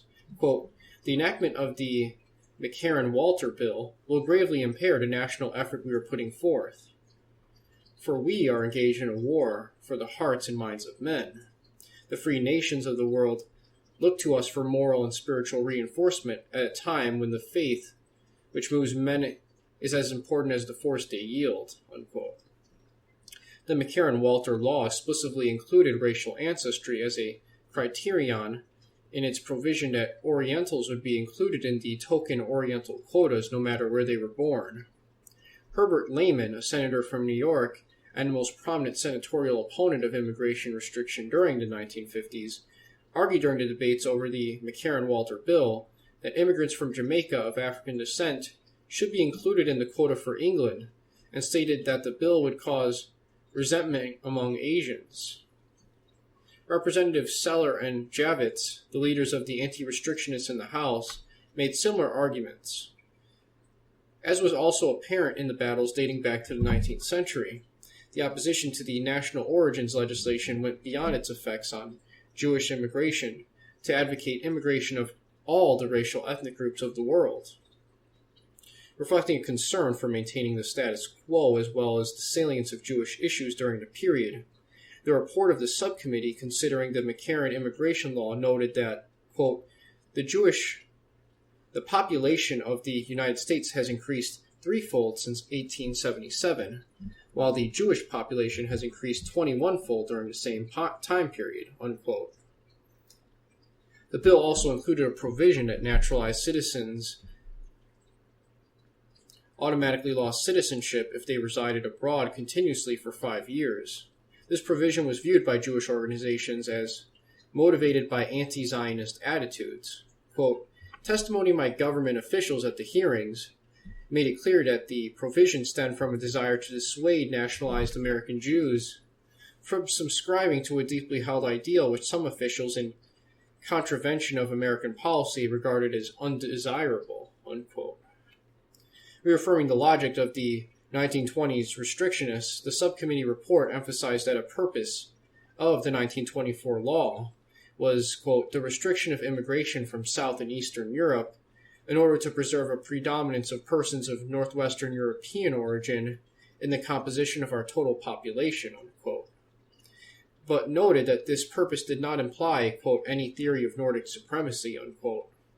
The argument was mainly phrased in terms of the, quote, similarity of cultural background, unquote, of prospective immigrants, implying the rejection of theories of cultural pluralism.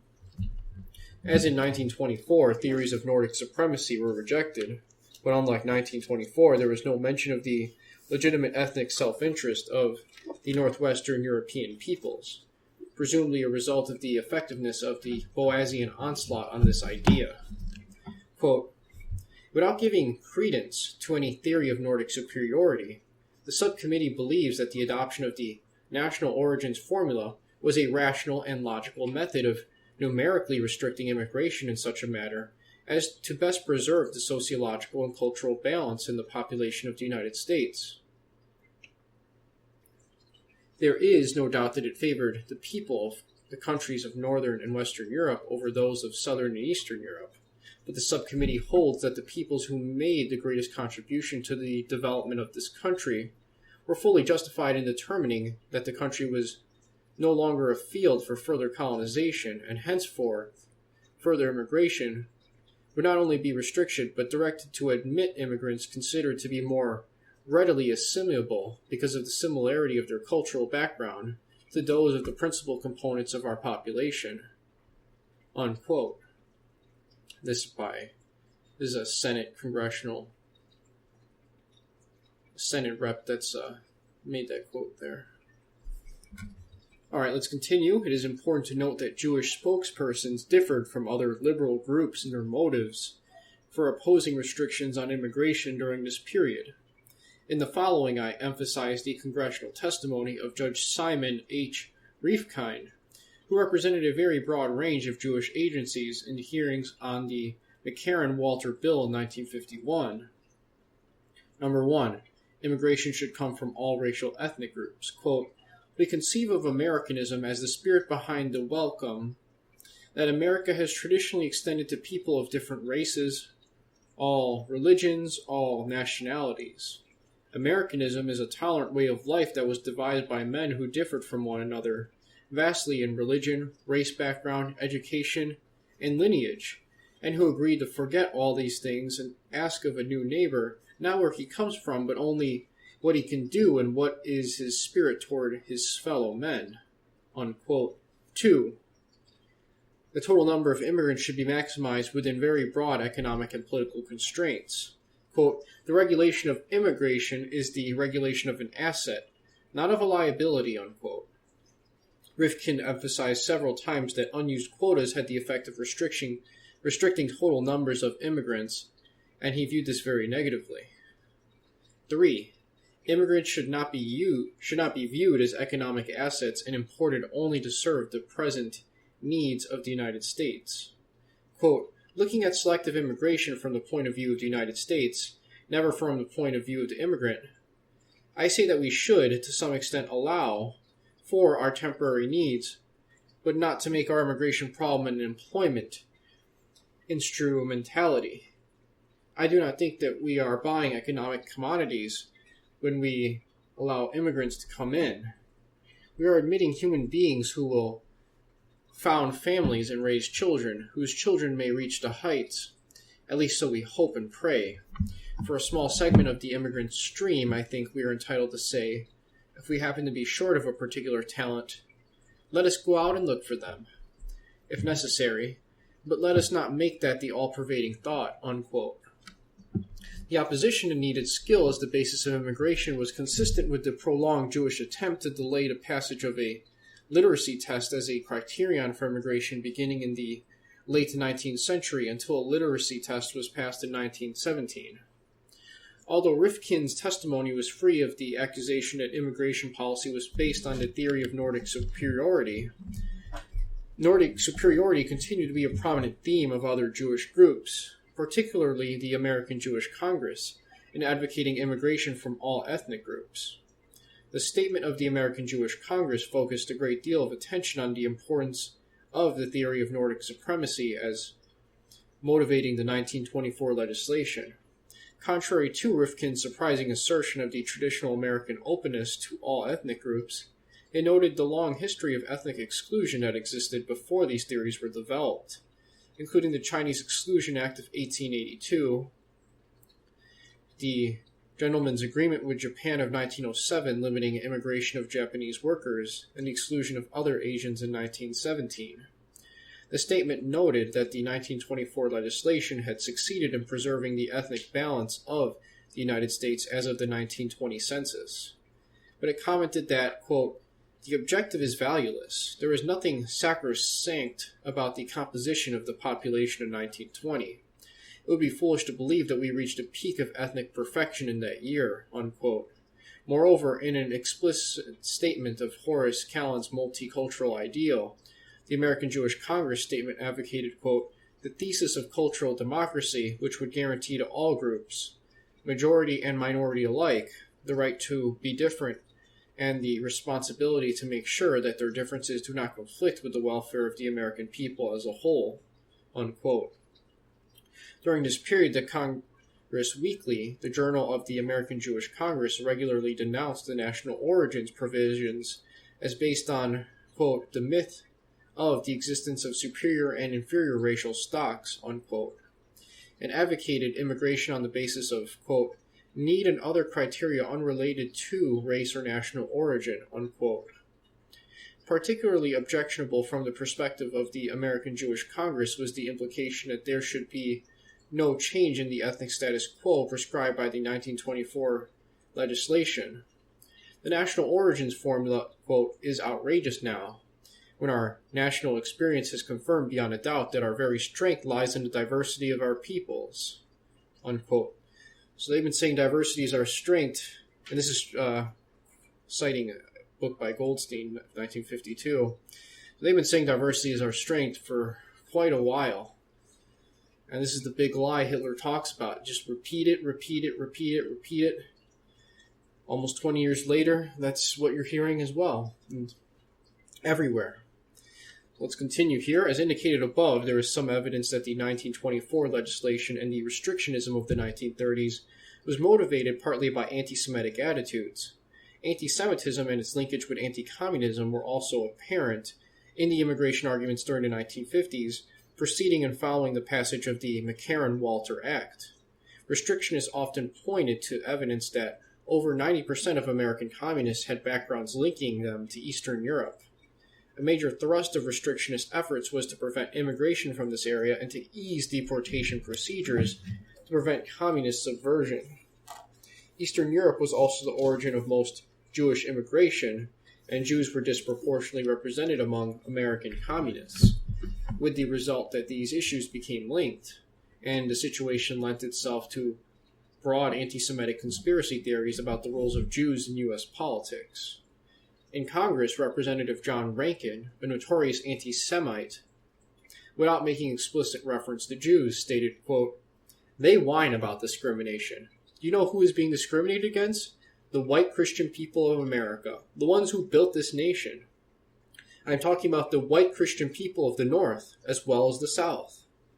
Communism is racial. A racial minority seized control in Russia and in all her satellite countries, such as Poland, Czechoslovakia, and many other countries I could name. They have been run out of practically every country in Europe in the years gone by, and if they keep stirring race trouble in this country and trying to foster a communistic program on the Christian people of America, there is no telling what will happen to them here. Unquote.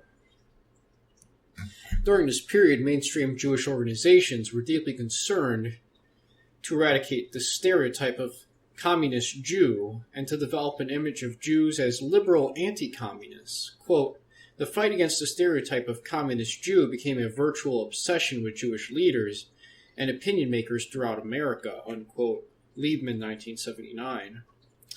As an indication to the extent of this stereotype, when the Gentile anthropologist Eleanor Leacock was being screened for security clearance by the FBI in 1944, in an effort to document her associations with political radicals, her friends were asked whether she associated with Jews.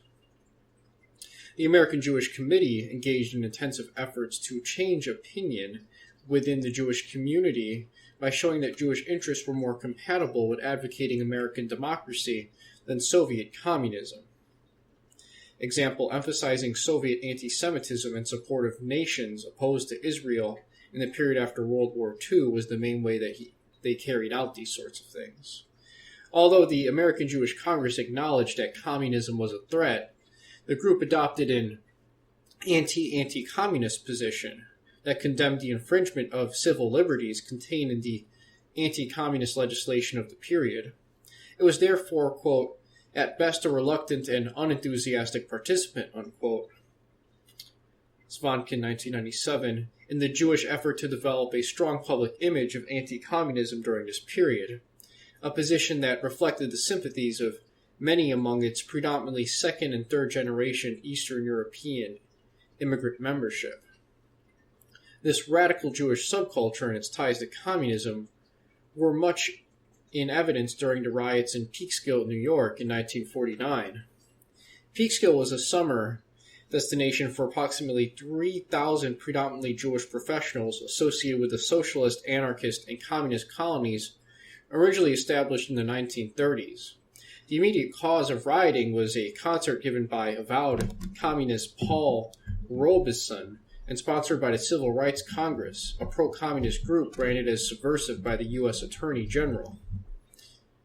Rioters made anti-Semitic statements at a time when the linkage between Jews and communism was highly salient.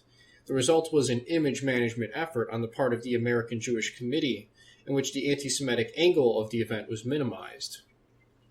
An example of the quarantine method of Jewish political strategizing, this strategy conflicted with other groups, such as the American Jewish Congress and the ACLU, who endorsed a report that attributed the violence to anti-Semitic prejudice and emphasized that the victims had been deprived of their civil liberties because of their communist sympathies. Particularly worrisome to American Jewish leaders was the arrest and conviction of Julius and Ethel Rosenberg for spying. Leftist supporters of the Rosenbergs, many of whom were Jewish, attempted to portray the event as an instance of anti-Semitism. In the words of one prominent commentator, quote, "The lynchings of these two innocent American Jews, unless stopped by the American people, will serve as a signal for a wave of Hitler-like genocidal attacks against the Jewish people throughout the United States," unquote. These leftist organizations actively sought to enlist mainstream Jewish opinion on the side of this interpretation. However, in doing so, they made the Jewish identities of these individuals and the connection between Judaism and communism even more salient.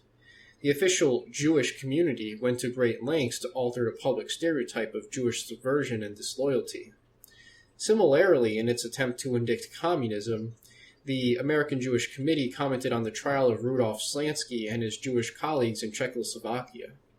This trial was part of the anti-Semitic purges of the Jewish communist elites in Eastern Europe after World War II, completely analogous to similar events in Poland recounted by Schatz and discussed in Chapter 3. The American Jewish Committee stated, quote, "The trial of Rudolf Slansky, renegade Jew, and his colleagues, who betrayed Judaism in serving the communist cause, should awaken everyone to the fact that anti-Semitism has become an open instrument of communist policy. It is ironical that these men who deserted Judaism, which is inimical to communism, are now being used as an excuse for the communist anti-Semitic campaign," unquote. Jewish organizations cooperated fully with the House Un-American Activities Committee, and defenders of the Rosenbergs and other communists were hounded out of mainstream Jewish organizations, where they had previously been welcome. Particularly salient was the 50,000-member Jewish People's Fraternal Order, a subsidiary of the International Workers' Order, which was listed as a subversive organization by the U.S. Attorney General. The American Jewish Committee prevailed on local Jewish organizations to expel the JPFO, a move staunchly resisted by the JPFO, and the American Jewish Congress dissolved the affiliate status of the JPFO, as well as another communist-dominated organization, the American Jewish Labor Council. Similarly, mainstream Jewish organizations disassociated themselves from the Social Service Employees Union, a Jewish labor union for workers in Jewish organizations. This union had previously been expelled from the Congress of Industrial Organizations because of its communist sympathies. Jewish organizations successfully obtained a prominent role for Jews in the prosecution of the Rosenbergs, and after the guilty verdicts, the American Jewish Committee and the American Civil Liberties Union were active in promoting public support for them. The periodical commentary published by the American Jewish Committee, quote, "was rigorously edited to ensure that nothing that appeared within it could be in any way construed as favorable to communism," unquote. And it even went out of its way to print extremely anti-Soviet articles. Nevertheless, the position of mainstream Jewish organizations, such as the American Jewish Committee, which opposed communism, often coincided with the position of the Communist Party USA on issues of immigration. For example, both the American Jewish Committee and the Communist Party USA condemned the McCarran-Walter Act, while on the other hand, the American Jewish Committee had a major role in influencing the recommendations of President Truman's Commission on Immigration and Naturalization. For relaxing the security provisions of the McCarran-Walter Act, and these recommendations were warmly greeted by the Communist Party USA at a time when a prime goal of the security provisions was to exclude communists. And it says here, Judge Julius Rifkin's remarks at the joint hearings on the McCarran-Walter Act also condemned the security provisions of the bill, and that's all in parentheses. Jews were disproportionately represented on the PCIN, as well as in the organizations viewed by Congress as Communist Front organizations involved in immigration issues.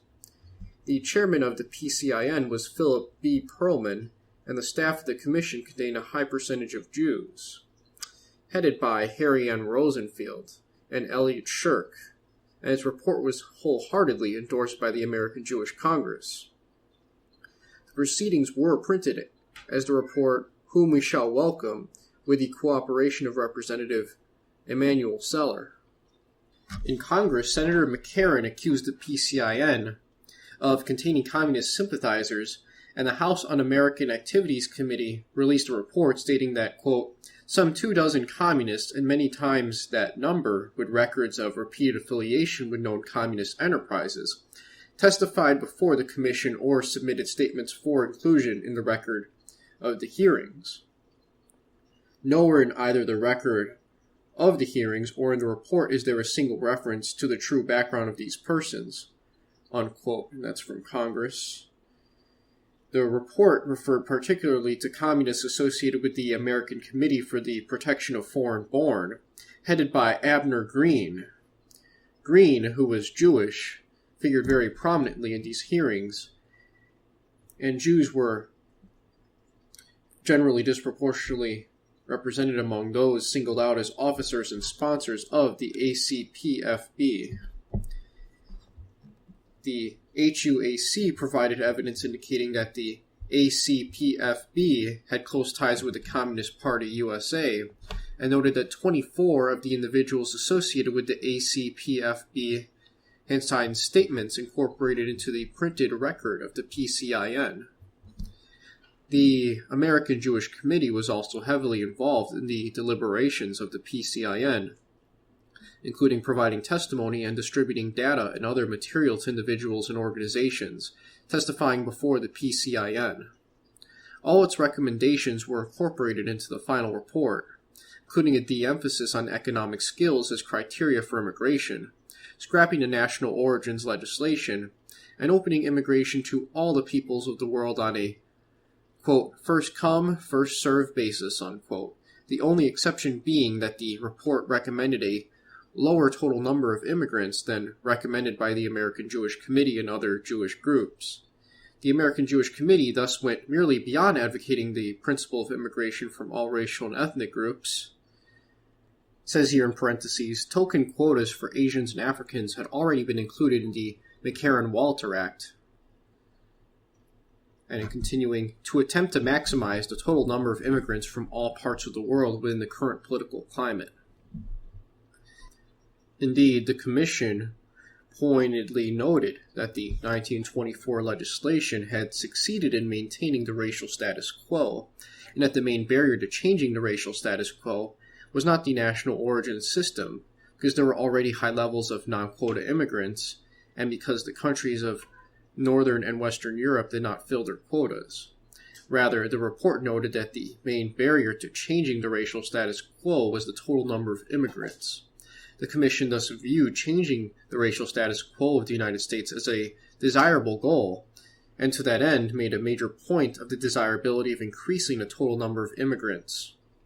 As Bennett notes, in the eyes of the PCIN, the 1924 legislation reducing the number of total immigrants, quote, was a very bad thing because of its finding that one race is just as good as another for American citizenship or any other purpose, unquote. Correspondingly, the defenders of the 1952 legislation conceptualized the issue as fundamentally one of ethnic warfare. Senator McCarran stated that Subverting the national origin system would, quote, in the course of a generation or so, tend to change the ethnic and cultural composition of this nation, unquote. And Richard Aarons, a congressional staff member who had a prominent role in the hearings of the McCarran-Walter Bill, as well as in the activities of the HUAC, stated, quote, "These are critics who do not like America as it is and has been. They think our people exist in unfair ethnic proportions. They prefer that we bear a greater resemblance or ethnic relationship to the foreign peoples whom they favor and for whom they are seeking disproportionately greater immigration privileges," unquote. As Devine notes, ethnic interests predominated on both sides. The restrictionists were implicitly advocating the ethnic status quo, while the anti-restrictionists were rather more explicit in their desire to alter the ethnic status quo in a manner that conformed to their ethnic interests. Although the anti-restrictionist rhetoric was phrased in universalistic and moralistic terms.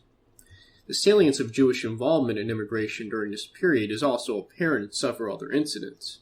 In 1950, the representatives of the American Jewish Congress testified that the retention of the national origin system in any form would be a, quote, political and moral catastrophe, unquote. The national origins formula implies that, quote, persons in quest of the opportunity to live in this land are to be judged according to breed like cattle at a country fair and not on the basis of their character, fitness, or capacity, unquote. Devine characterizes the American Jewish Congress as representing, quote, the more militant wing, unquote, of the opposition because of its principled opposition to any form of the national origins formula, whereas other opponents merely wanted to be able to distribute unused quotas to Southern and Eastern Europe. Representative Francis Walter noted the, quote, propaganda drive that is being engaged in now by certain members of the American Jewish Congress opposed to the Immigration and Nationality Code, unquote.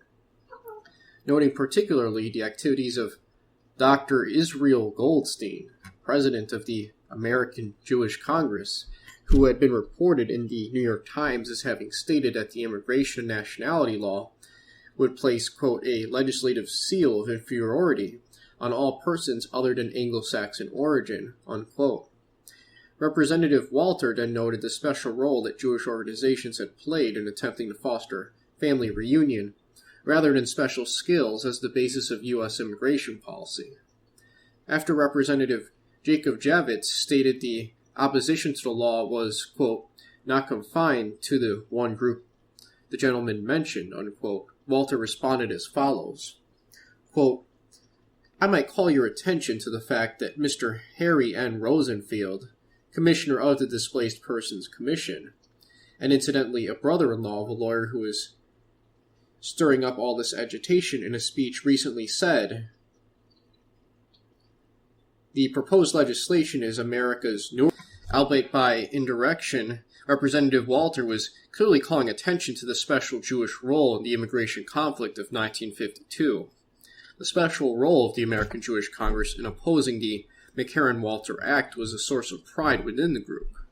On the verge of victory in 1965, the Congress biweekly editorialized that it was, quote, a cause of pride, unquote, that American Jewish Congress President Rabbi Israel Goldstein had been singled out by Representative Walter for attack on the floor of the House of Representatives as the prime Nuremberg trial. It is racist and archaic, based on a theory that people with different styles of noses should be treated differently, unquote. Representative Walter then noted that the only two organizations hostile to the entire bill were the American Jewish Congress and the Association of Immigration and Nationality Lawyers. The latter, quote, represented by an attorney who was also advising and counseling the American Jewish Congress, unquote. That's citing Goldstein, 1952. And it says here, Goldstein himself noted that, quote, at the same time of the joint House-Senate hearings on the McCarran bill, the American Jewish Congress was the only civic group which dared flatly to oppose the national origins quota formula. unquote. Representative Emanuel Seller replied that Walter, quote, should not have overemphasized, as he did, the people of one particular faith who are opposing the bill, unquote. Representative Walter agreed with Seller's comments, noting that, quote, there are other very fine Jewish groups who endorse the bill, unquote. Nevertheless, the principal Jewish organizations, including the American Jewish Congress, the American Jewish Committee, the ADL, the National Council of Jewish Women, and the Hebrew Immigrant Aid Society, did indeed oppose the bill. And when Judge Simon Rifkind testified against the bill in the joint hearings, he emphasized that he represented a very wide range of Jewish groups. Quote, the entire body of religious opinion and lay opinion within the Jewish group, religiously speaking, from the extreme right and extreme left, unquote. Rifkind represented a long list of national and local Jewish groups, including, in addition to the above, the Synagogue Council of America, the Jewish Labor Committee, the Jewish War Veterans of the United States, and 27 local Jewish councils throughout the United States. Moreover, the fight against the bill was led by Jewish members of Congress, including especially Seller, Javits, and Lehman, all of whom, as indicated above, were prominent members of the ADL. Albeit by indirection, Representative Walter was clearly calling attention to the special Jewish role in the immigration conflict of 1952. The special role of the American Jewish Congress in opposing the McCarran-Walter Act was a source of pride within the group. On the verge of victory in 1965, the Congress biweekly editorialized that it was, quote, unquote, a cause of pride that American Jewish Congress President Rabbi Israel Goldstein had been, quote, singled out by Representative Walter for attack on the floor of the House of Representatives as the prime organizer of the campaign against the measures he co-sponsored, unquote. The perception that Jewish concerns were an important feature of the opposition to the McCarran-Walter Act can also be seen in the following exchange between Representative Seller and Representative Walter. Seller noted, quote, the national origin theory upon which our immigration law is based mocks our protestations based on a question of equality of opportunity for all peoples, regardless of race, color, or creed, unquote. Representative Walter replied, quote, a great menace to America lies in the fact that so many professionals, including professional Jews, are shedding crocodile tears for no reason whatsoever, unquote. And in a comment referring to the peculiarness of Jewish interests in immigration legislation, Richard Arness noted, quote, one of the curious things about those who most solidly claim that the 1952 Act is discriminatory and that it does not make allowance for a sufficient number of alleged refugees is that they oppose admission of any of the approximately 1 million Arab refugees in camps where they are living in pitiful circumstances after having been driven out of Israel, unquote. The McCarran-Walter Act passed despite President Truman's veto, and Truman's, quote, alleged partisanship to Jews was a favorite target of anti-Semites, unquote. Cohen, 1972. Prior to the veto, Truman was intensively lobbied, quote, particularly by Jewish societies, unquote, opposed to the bill. Government agencies, meanwhile, including the State Department, despite the anti-restrictionist argument that the bill would have catastrophic effects on U.S. foreign policy, urged Truman to sign the bill. Moreover, individuals with openly anti-Semitic attitudes, such as John Beatty, often focused on Jewish involvement in immigration battles during this period. So now we're on to the next part here, Jewish anti-restrictionist activity from 1953 to 1965. During this period, the Congress Weekly regularly noted the role of Jewish organizations as the vanguard of liberalized immigration laws. In its editorial of February 20th, 1956, for example, it congratulated President Eisenhower for his, quote, unequivocal opposition to the quota system, which, more than any other feature of our immigration policy, has excited the most widespread and most intense aversion among Americans. In advancing this proposal for new guidelines and standards in determining admissions, President Eisenhower has courageously taken a stand in advance of even many advocates of a liberal immigration policy and embraced a position which had at first been urged by the American Jewish Congress and other Jewish agencies." Unquote. The American Jewish Committee made a major effort to keep the immigration issue alive during a period of widespread apathy among the American public between the passage of the McCarran-Walter Act in the early 1960s. Jewish organizations intensified their effort during this time, with the American Jewish Committee helping to establish the Joint Conference on Alien Legislation and the American Immigration Conference, both organizations representing pro-immigration forces, as well as providing most of the funding and performing most of the work for these groups. In 1955, the American Jewish Committee organized a group of influential citizens as the National Commission on Immigration and Citizenship, quote, "in order to give prestige to the campaign," unquote. Cohen, 1972. And we have another quote here, same source. Quote, "all these groups studied immigration laws, disseminated information to the public, presented testimony to Congress, and planned other appropriate activities. There were no immediate or dramatic results, but American Jewish Congress's dogged campaign in conjunction with like-minded organizations ultimately prodded the Kennedy and Johnson administrations to action." Unquote. An article by Oscar Handlin, the prominent Harvard historian of immigration, is a fascinating microcosm of the Jewish approach to immigration during this period. Writing in commentary, almost 30 years after the 1924 defeat and in the immediate aftermath of the McCarran-Walter Act, Handlin entitled his article, quote, "The immigration fight has only begun. Lessons of the McCarran-Walter setback," unquote. The title is a remarkable indication of the tenacity and persistence of Jewish commitment to this issue. The message is not to be discouraged by recent defeat, which occurred despite, quote, "all the effort toward securing the revision of our immigration laws," unquote. Hamlin attempts to cast the argument in universalist terms as benefiting all Americans and as conforming to American ideals that, quote, "all men, being brothers, are equally capable of being Americans," unquote. Current immigration law reflects quote-unquote racist xenophobia by its token quotas for Asians and its denial of the right of West Indian blacks to take advantage of British quotas.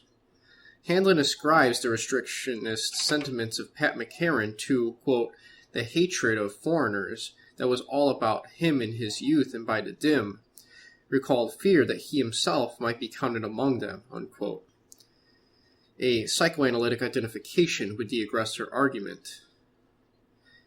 In his article, Handlin repeatedly uses the term, quote-unquote, "we," as if in, quote, "we cannot beat McCarran and his cohorts with their weapons," like if we cannot beat McCarran and his cohorts with their own weapons, we can do much to destroy the efficacy of those weapons, unquote, suggesting Handlin's belief in a unified Jewish interest in liberal immigration policy and presaging a prolonged, quote-unquote, chipping away of the 1952 legislation in the ensuing years.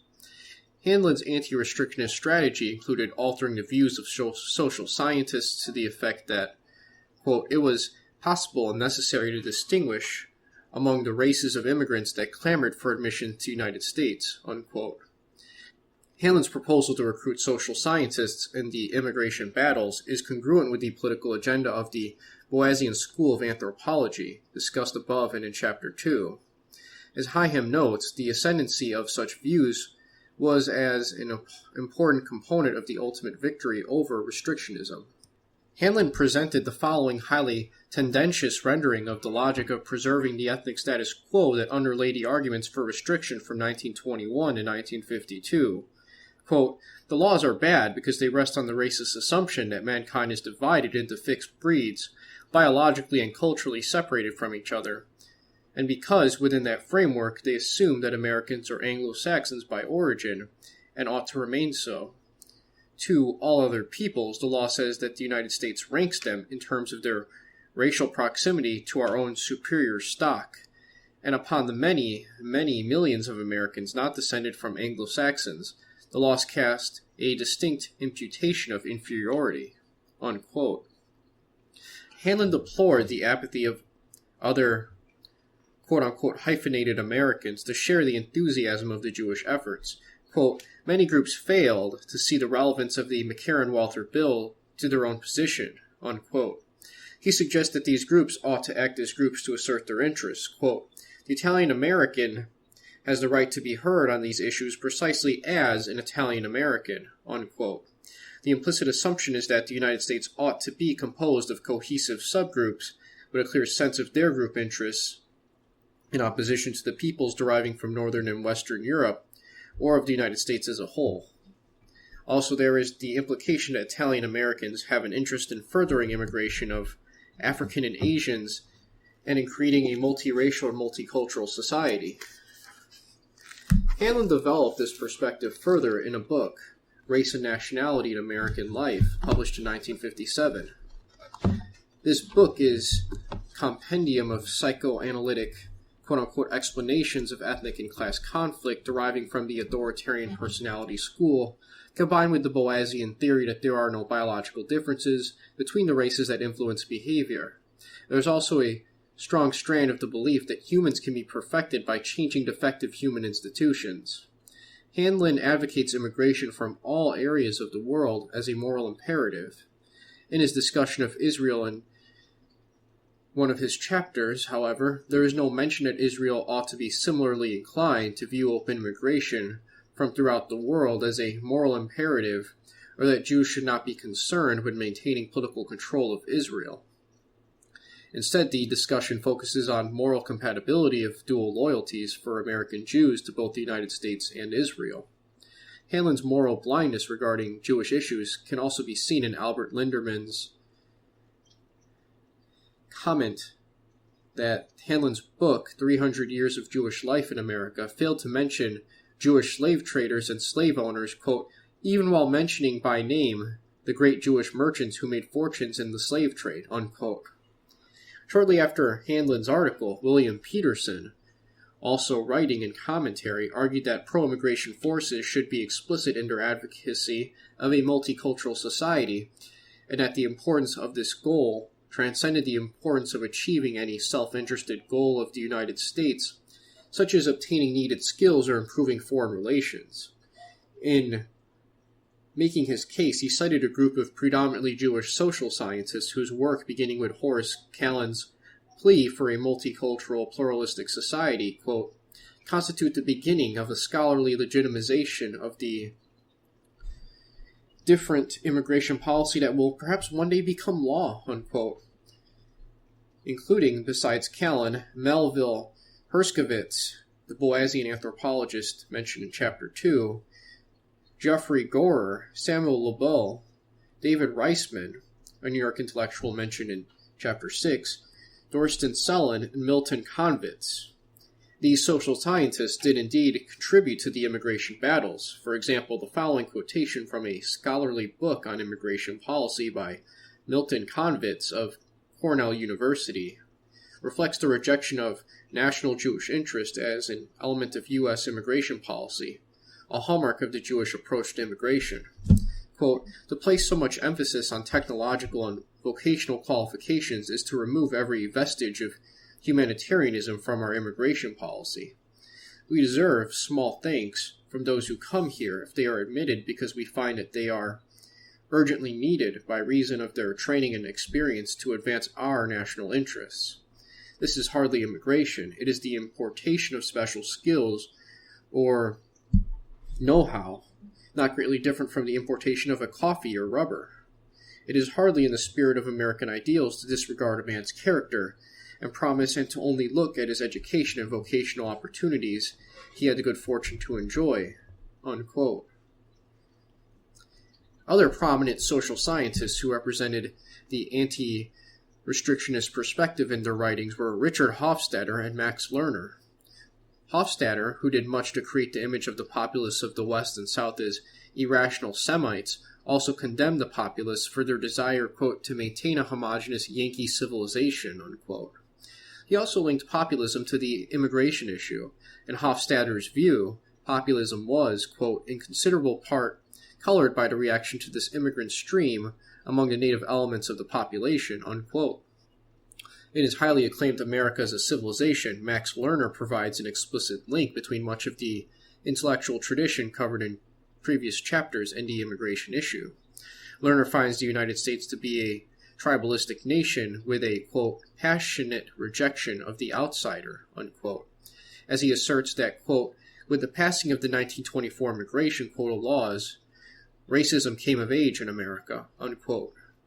Lerner laments the fact that these racist laws are still in place because of a popular sentiment, quote, whatever the intellectuals may think, unquote. This is clearly a complaint that when it came to immigration policy, Americans were not following the lead of predominantly Jewish urbanized intellectual elite represented by Lerner. The comment reflects the anti-democratic, anti-populist element of Jewish intellectual activity discussed in chapters 5 and 6. Lerner cites the work of Horace Kallen as providing a model for a multicultural, pluralistic America, saying, for example, that he approves of, quote, the existence of ethnic communities within larger American community, each of them trying to hold on to elements of group identity and in the process enriching the total culture pattern, unquote. Correspondingly, while acknowledging that Jews have actively resisted exogamy, Lerner sees nothing but benign effects of immigration and interbreeding. Quote, although some cultural historians maintain that the dilution of native stock is followed by cultural decadence, the example of Italian city-states, Spain, Holland, Britain, and now Russia and India, as well as America, indicates that the most vigorous phase may come at the height of the mingling of many stocks. The greatest danger lies in closing the gates, unquote. Lerner cites approvingly Franz Boas's work on the plasticity of skull size as a paradigm showing the pervasiveness of environmental influences, and on this basis he asserts that intellectual and biological differences between ethnic groups are entirely the result of environmental differences. Thus, quote, one can understand the fear of the more prolific birth rate of the minorities, but since they are actively the product of lower living standards, the strategy of keeping the living standards low by enclosing the minorities in walls of caste would seem self-defeating, unquote. And finally, Lerner uses the authoritarian personality as an analytic tool in understanding ethnic conflict and anti-Semitism. Hanlon wrote that the McCarran-Walter Law was only a temporary setback, and he was right. 30 years after the result of restrictionism, only Jewish groups remained as persistent and tenacious advocates of a multicultural America. 41 years after the 1924 triumph of restrictionism and the national origins provision, and only 13 years after its reaffirmation with the McCarran-Walter Act of 1952, Jewish organizations successfully supported ending the geographically based national origins basis of immigration, intended to result in an ethnic status quo and what was now a radically altered intellectual and political climate. Particularly important is the provision in the Immigration Act of 1965 that expanded the number of non-quota immigrants. Beginning in their testimony of the 1924 law, Jewish spokespersons had been in the forefront in attempts to admit family members on a non-quota basis. During the House debates on immigration surrounding the McCarran-Walter Act, Representative Walter noted the special focus that Jewish organizations had on family reunion, rather than on special skills. Responding to Representative Javits, who had complained that under the bill, 50% of the quota for blacks from the British West Indies colonies would be reserved for people with special skills, Walter noted, quote, I would like to call the gentleman's attention to the fact that this is the principle of using 50% of the quota for people needed in the United States. But if that entire 50% is not used in that category, then the unused numbers go down to the next category, which replies to the objections that these Jewish organizations make much of, that families are being separated, unquote. Prior to the 1965 law, Bennett, commenting on the family unification aspects of the 1961 immigration legislation, noted that the, quote, relationship by blood or marriage and the principle of uniting families have become the open sesame to the immigration gates, unquote. Moreover, despite repeated denials by the anti-restrictionists that their proposals would affect the ethnic balance of the country, Bennett commented that the, quote, repeated persistent extension of non-quota status to immigrants from countries with oversubscribed quotas and flatly discriminated against by the McCarran-Walter Act, together with administrative waivers of inadmissibility, adjustment of status in private bills, is helping to speed and make apparently inevitable a change in the ethnic face of the nation, unquote. A reference to the quote-unquote chipping away of the 1952 law recommended as a strategy in Hanlon's article. Indeed, a major argument apparent in the debate over the 1965 legislation was that the 1952 law had been so weakened that it had become largely irrelevant, and there was a need to overhaul immigration legislation to legitimize a de facto situation. Bennett also noted that, quote, the stress on the immigration issues arises from insistence of those who regard quotas as ceilings, not floors. Opponents of restriction often refer to the unused quotas as wasted because they could be given to non-Europeans. And that was in parentheses. Who want to make America in the image of small quota countries, and who do not like our basic ideology, cultural attitudes, and heritage. They insist that it is the duty of the United States to accept immigrants irrespective of their assimilability or our own population problems. They insist on remaining hyphenated Americans. Unquote.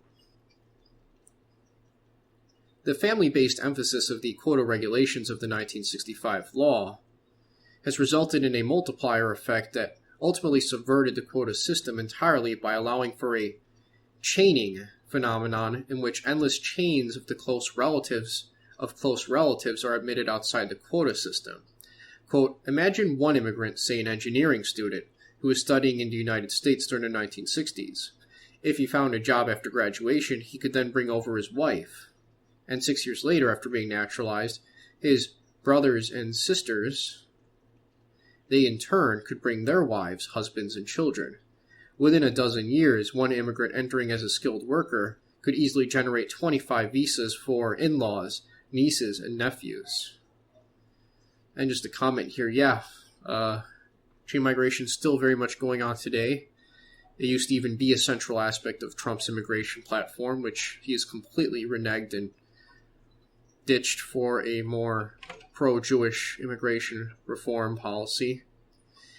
But that's the reality. It only takes one person to come in now who can bring in his family brings in that, his family and their family's family, and then suddenly, you can't go to you can't even go to like a gas station in some rural area of Kentucky without running into an Indian that owns the place.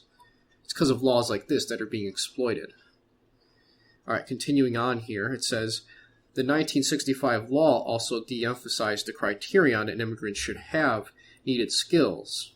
As indicated above, the rejection of a skill requirement or other tests of competence in favor of quote-unquote humanitarian goals and family unification have been an element of Jewish immigration policy, at least since debate on the McCarran-Walter Act of the early 1950s, and extending really to a long opposition to literacy tests dating from the end of the 19th century. Senator Jacob Javits played a prominent role in the Senate hearings on the 1965 bill, and Emanuel Seller, who fought for unrestricted immigration for over 40 years in the House of Representatives, introduced similar legislation in that body. Jewish organizations, such as, in parentheses, American Council for Judaism Philanthropic Fund, Council of Jewish Federations and Welfare Funds, and B'nai B'rith Women, filed briefs in support of the measure before the Senate subcommittee, as did organizations such as the ACLU and the Americans for Democratic Action with a large Jewish membership. Indeed, it is noteworthy that well before the ultimate triumph of the Jewish policy on immigration, Javits authored an article entitled, quote, Let's Open the Gates, unquote, that proposed an immigration level of 500,000 per year for 20 years with no restriction on national origin. In 1961, Javits proposed a bill that, quote, sought to destroy the national origins quota system by a flank attack and to increase quota and non-quota immigration, unquote. In addition to provisions aimed at removing barriers due to race, ethnicity, and national origins, included in this bill was a provision that brothers, sisters, and married sons or daughters of U.S. citizens and their spouses and children who had become eligible under the quota system and legislation of 1957 be included as non-quota immigrants.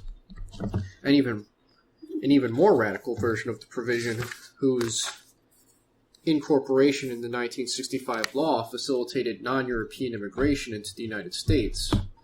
Although this provision of Javits' bill was not approved at the time, the bill's proposals for softening previous restrictions on Black and Asian immigration, as well as removing racial classification from visa documents,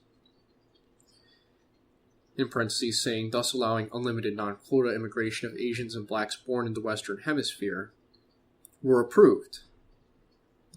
It is also interesting that the main victory of the restrictionists in 1965 was that Western Hemisphere nations were included in the new quota system, thus ending the possibility of unrestricted immigration from those regions. In speeches before the Senate, Senator Javits bitterly opposed this extension of the quota system, arguing that placing any limits on immigration of all of the people of the Western Hemisphere would have severely negative effects on U.S. foreign policy. In a highly revealing discussion of the bill before the Senate, Senator Sam Ervin noted, quote, "Those who disagree with me express no shock that Britain in the future can send us 10,000 fewer immigrants than she has sent on an annual average in the past. They are only shocked that British Guyana cannot send us every single citizen of that country who wishes to come," unquote. Clearly the forces of liberal immigration really wanted unlimited immigration into the United States. The pro-immigrationists in the 1965 also failed to prevent the requirement that the Secretary of Labor certify that there are insufficient Americans able and willing to perform the labor that the aliens intend to perform, and that the employment of such aliens will not adversely affect the wages and working conditions of American workers. Writing in the American Jewish Yearbook, Liskowski noted that pro-immigration groups opposed these regulations, but agreed to them in order to get a bill that ended the national origins provisions. After passage, quote, "they became intensely concerned. They voiced publicly the fear that the new administratively cumbersome procedure might easily result in paralyzing most immigration of skilled and unskilled workers, as well as of non-preference immigrants," unquote. Reflecting the long Jewish opposition to the idea that immigration policy should be in the national interest, the economic welfare of American citizens was viewed as irrelevant. Securing high levels of immigration had become an end in itself. The 1965 law is having the effect that it seems reasonable to suppose had been intended by its Jewish advocates all along. The Census Bureau projects that by the year 2050, European-derived peoples will no longer be a majority of the population of the United States. Moreover, multiculturalism has already become a powerful ideological and political reality. Although the proponents of the 1965 legislation continue to insist that the bill would not affect the ethnic balance of the United States or even impact its culture, it is difficult to believe that at least some proponents were unaware of the eventual implications. Opponents certainly quite clearly believed the legislation would indeed affect the ethnic balance of the United States. Given their intense involvement in the fine details of immigration legislation, their negative attitude toward the Northwestern European bias of pre-65 U.S. immigration policy and their negative attitude toward the idea of an ethnic status quo embodied, for example, in the PCIN document titled "Whom We Shall Overcome." It appears unlikely to suppose that organizations like the American Jewish Committee and the American Jewish Congress were unaware of the inaccuracy of the projections of the effects of this legislation that were made by its supporters. Given the clearly articulated interests in ending the ethnic status quo evident in the arguments of anti-restrictionists from 1924 through 1965, the 1965 law would not have been perceived by its opponents as a victory unless they viewed it as ultimately changing the status quo. As noted, immediately after the passage of the law, there was anxiety among immigration advocates to blunt the restrictive effects of administrative procedures on the number of immigrants. Revealingly, the anti-restrictionists viewed the 1965 law as a victory. After regularly condemning U.S. immigration law and championing the eradication of the national origins formula, precisely because it had produced an ethnic status quo, the Congress bi-weekly ceased publishing articles on the topic. Moreover, Lawrence Auster shows that the supporters of the legislation repeatedly glossed over the distinction between quota and non-quota immigration and failed to mention the effect that the legislation would have on non-quota immigration. Projections of the number of new immigrants failed to take account of the well-known and often commented upon fact that the old quotas favoring Western European countries were not being filled. Continuing a tradition of over 40 years, pro-immigration rhetoric presented the 1924 and 1952 laws as based on theories of racial superiority and as involving racial discrimination rather than in terms of an attempt to create an ethnic status quo. Even in 1952, Senator McCarran was aware of the stakes at risk in immigration policy. In a statement reminiscent of that of Representative William Vail during the debates of the 1920s quoted above, McCarran stated, quote, "I believe that this nation is the last hope of Western civilization, and if this oasis of the world shall be overrun, perverted, contaminated, or destroyed, then the last flickering light of humanity will be extinguished. I take no issue with those who would praise the contributions which have been made to our society by people of many races, of varied creeds and colors. America is indeed a joining together of many streams which go to form a mighty river, which we call the American way. However, we have in the United States today hardcore, indigestible blocks which have not become integrated into the American way of life, but which, on the contrary, are its deadly enemies.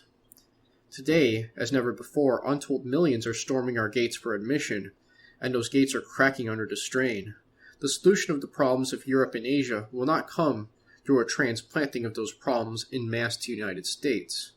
I do not intend to become prophetic, but if the enemies of this legislation succeed in riddling it to pieces or in amending it beyond recognition, they will have contributed more to promote this nation's downfall than any other group since we achieved our independence as a nation." And there you go. Very prophetic. In hindsight. Now we're at the final part of Chapter 7, Appendix. Jewish pro-immigration efforts in other Western countries. And we only have like 4 pages here, so this is going to be a lot more brief. The purpose of this appendix is to show that Jewish organizations have pursued similar policies regarding immigration in other Western countries.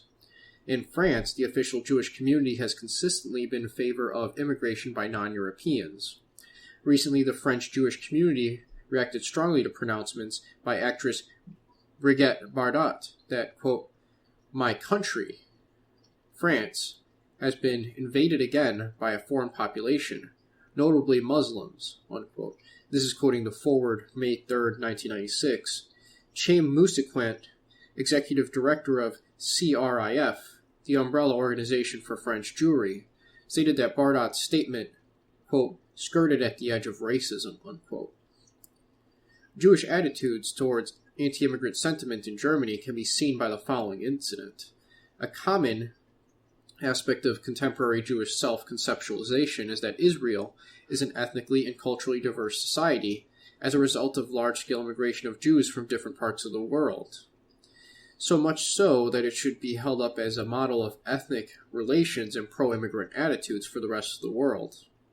Recently, B'nai B'rith, acting in response to what it viewed as indications of a resurgence of neo-Nazism and anti-immigration sentiment in Germany, received a grant from the United Nations Educational, Scientific, and Cultural Organization to bring German representatives to Israel because Israel is, quote, "a diverse, formative society which, under strains of war, terrorism, and massive deprived immigration, has strived to develop a just, democratic, and tolerant society, unquote. And then there's another quote here from the same source called Toleration and Pluralism, a comparative study, UNESCO Evaluation Report, number 9926. Quote, our view was that the multicultural, multi-ethnic, multi-religious, and multi-fissured democratic society of Israel could provide a credible and worthwhile point of comparison for others coming from a similarly highly charged society, unquote. So I want to point out here, just in commentary, that this is completely untrue, by the way. This idea that, we get Jews from all over the world. Thus, Israel is this, very diverse country. Well, Israeli scientists have done all the research regarding this, and this is easily obtainable information that shows that a Jew, for example, let's say a Jew from Russia, he takes a DNA test. Well, he has more in common with a Jew from North Africa or Spain or the Middle East, like maybe Iraq, Baghdad, someplace like that. That Russian Jew is more genetically in common with those other Jews around the world than he would be to a indigenous Slavic Russian inhabiting the region.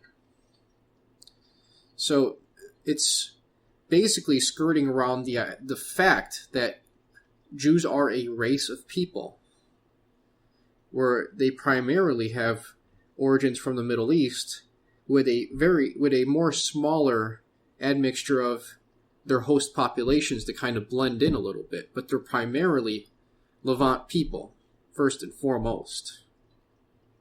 And not only that, but, the Jews don't have this democratic, pluralistic society. They really don't.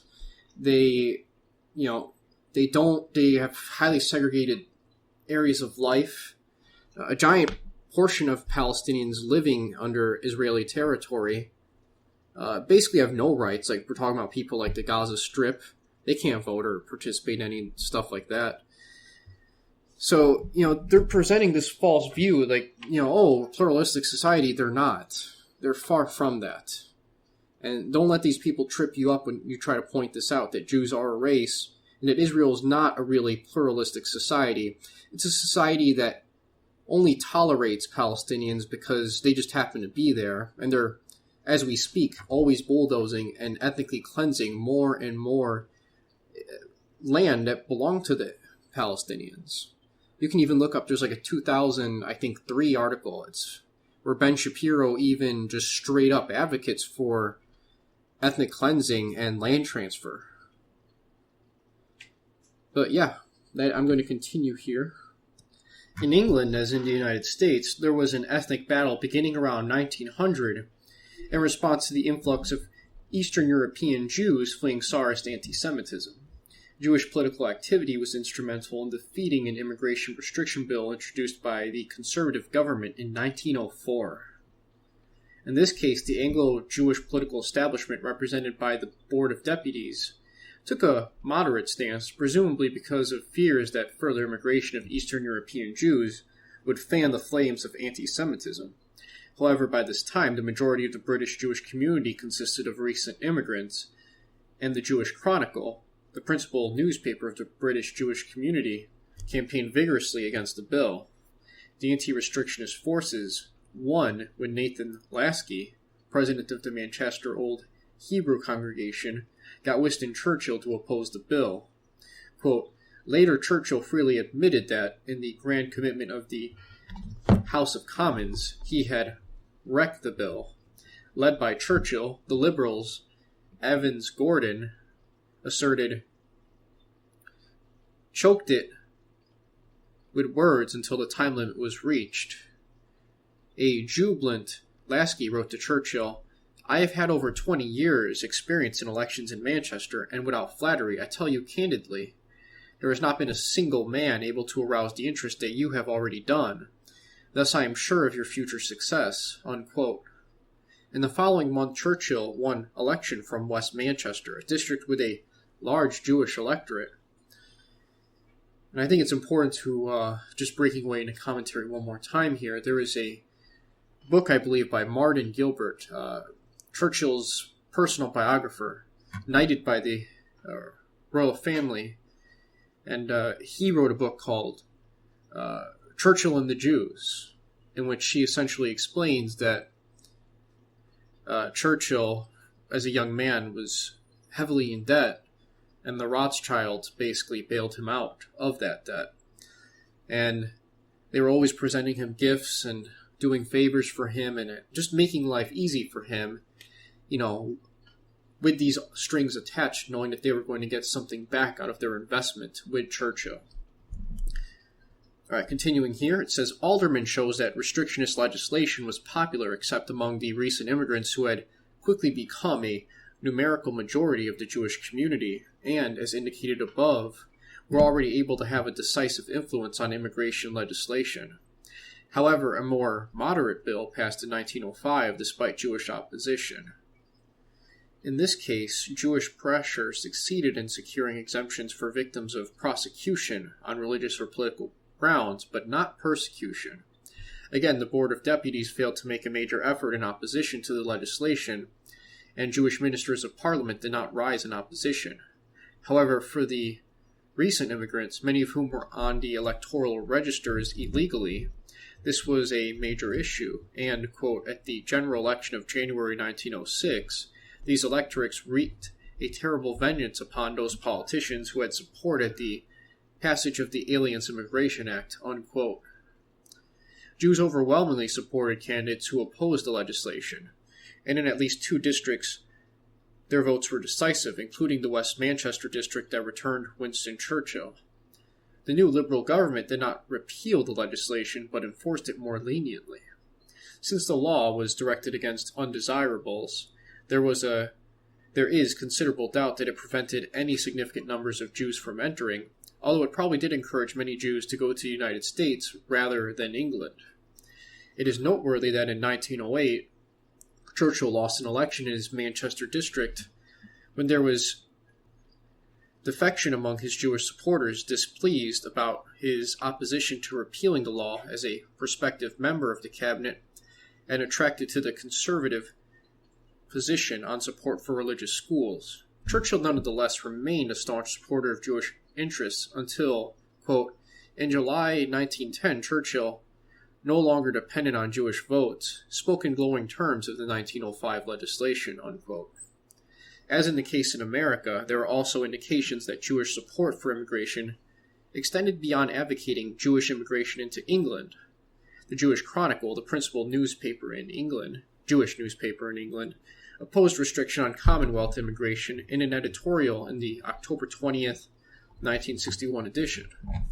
The editorial noted that Jews perceived the 1905 legislation as directed against them and stated, quote, all restrictions on immigration are in principle retrogressive steps, particularly for this country, and a disappointment to those throughout the world who would like to see the limitations on the freedom of movement reduced rather than increased.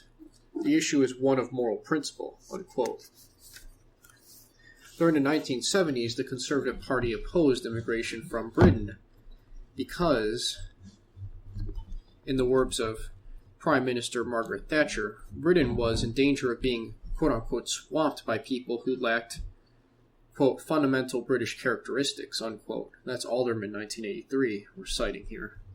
Conservative politicians attempted to obtain Jewish support on this issue, but the anti-immigration policy was condemned by official Jewish organizations, including the Board of Deputies, on the basis that, quote, since all British Jews are, or are descended from, immigrants, it was unethical, even immoral, for a Jew to support immigration control, or at least tighter immigration control. The Jewish Chronicle supported a non-restrictionist immigration policy, but was careful to avoid framing the issue as a Jewish issue, presumably because a conservative Jewish minister of Parliament, Keith Joseph, had appealed to Jews as Jews to support restriction. The Jews who did support the government policy did so out of fear that increased immigration would lead to a fascist backlash and therefore increased anti-Semitism. In the case of Canada, Abella notes the important contribution of Jews in bringing about a multicultural Canada, and in particular in lobbying for more liberal immigration policies.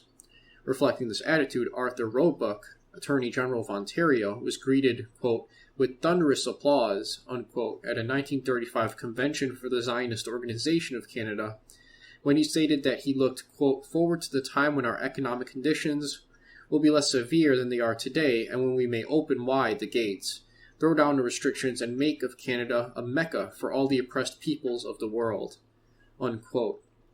Brown, 1987. Earlier in the century, there were conflicts between Jews and Gentiles over immigration that were entirely analogous to the situation in England and the United States, including the anti-Semitic motivation of many attempting to restrict immigration. As in the United States, Jews have strongly opposed majoritarian ethnocentric and nationalist movements, such as the Parti Québécois, while remaining strong supporters of Zionism. Indeed, in the very close 1995 vote on Quebec separatism, the overwhelming support of Jews and other minorities for preserving links with Canada was blamed by separatist leader Jacques Parizeau for their defeat. It is remarkable that the sea change in immigration policy in the Western world occurred at approximately the same time, 1962 to around 1973, and in all countries the changes reflected the attitudes of elites rather than the great mass of citizens. In the United States, Britain, Canada, and Australia, public opinion polls of European-derived peoples have consistently shown overwhelming rejection of immigration by non-European-derived peoples.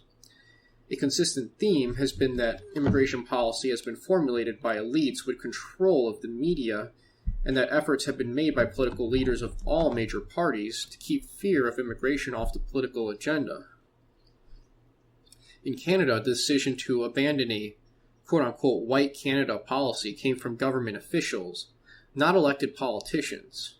The white Canada policy was effectively killed by regulations announced in 1962.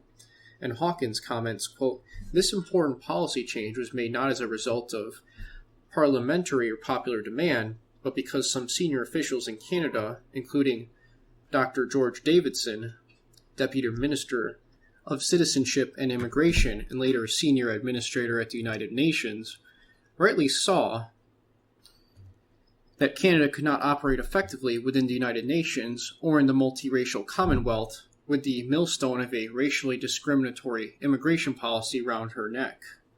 Unquote. In neither Australia nor Canada was there ever any popular sentiment to end the older European bias of immigration policy. Quote, the primary and identical motivation of Canadian and Australian politicians in trying to exclude first the Chinese, then other Asian migrants, and finally all potential non-white immigrants, was a desire to build and preserve societies and political systems in their hard-won, distant lands very much like those of the United Kingdom. They also wished to establish, without challenge, the primary role there of her founding peoples of European origin.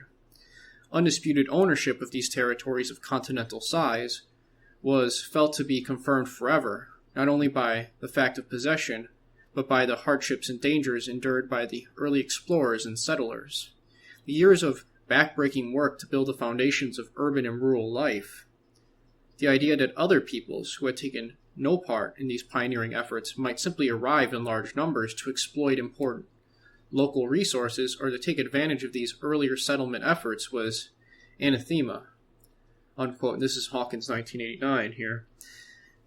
And then continuing this chapter, given the elite origins of the non-European immigration policies that emerged throughout the West during this period despite popular opposition, it is of considerable interest that very little publicity was given to certain critical events. In Canada, the report of the Special Joint Committee of 1975 was a critical event in shaping non-European immigration policy of the 1978 immigration law, but, quote, sad to say, since the press failed to comment on the report and the electronic media had remained uninvolved, the Canadian public heard little of it, unquote. And then we have another quote here by Hawkins. Looking back on this national debate on immigration and population, which lasted for 6 months at most, it can be said now that it was a very effective one-time consultation with the immigrant world. and with those Canadian institutions and organizations to whom immigration is an important matter. It did not reach the average Canadian for one simple reason. The minister and cabinet did not trust the average Canadian to respond in a positive way on this issue, and thought this would create more trouble than it was worth. As a result of this view, they did not want to commit the funds to organize extensive public participation, and made only a minimal effort to mobilize the media on behalf of a truly national debate. The principal benefit of this approach was that the badly needed new Immigration Act was on the statute book only a little later than Mr. Robert Andrus, it says parentheses, Minister of Manpower and Immigration, and his colleagues, and more parentheses here. Hawkins emphasizes Andrus' deputy minister, Alan Gottlieb, as the second prime mover of this legislation, originally envisioned. The principal loss was that some would regard as a golden opportunity to bring a great many individual Canadians together to discuss the future of their vast underpopulated land, unquote. Only after the 1978 law was in effect did the government embark on a public information campaign to inform Canadians of their new immigration policy. Hawkins and Betts make similar points about the changes in Australian immigration policy. In Australia, the impetus for change in immigration policy came from small groups of reformers that began appearing in some Australian universities in the 1960s. Betts, in particular, emphasizes the idea that intellectual, academic, and media elite, quote, trained in the humanities and social sciences, unquote, developed a sense of being a member of a morally and intellectually superior in-group battling against Australian parochial non-intellectuals as an out-group. As in the United States, there is a perception among Jews that a multicultural society will be a bulwark against anti-Semitism. Miriam Fain, an editorial committee member of the Australian Jewish Democrat, stated, quote, the straightening of multicultural or diverse Australia is also our most effective insurance policy against anti-Semitism. The day Australia has a Chinese-Australian governor, I would feel more confident of my freedom to live as a Jewish Australian, unquote. And that's McCormack, 1994. As in the United States, family unification became a centerpiece of immigration policy in Canada and Australia and led to the chaining phenomenon mentioned above. Hawkins shows that in Canada, family reunion was the policy of Liberal ministers of Parliament desiring higher levels of third world immigration. In Australia, family reunion became increasingly important during the 1980s, which also saw a declining importance of Australian development as a criterion for immigration policy.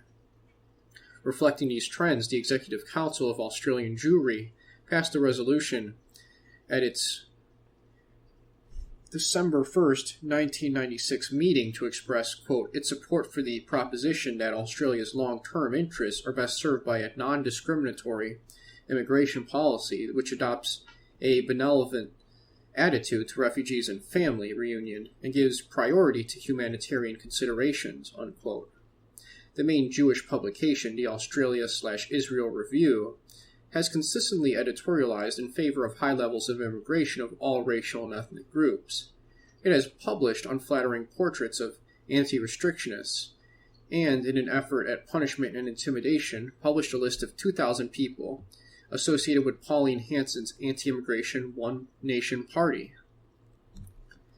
It seems fair to conclude that Jewish organizations have uniformly advocated high levels of immigration of all racial and ethnic groups into Western societies, and have also advocated a multicultural model for these societies.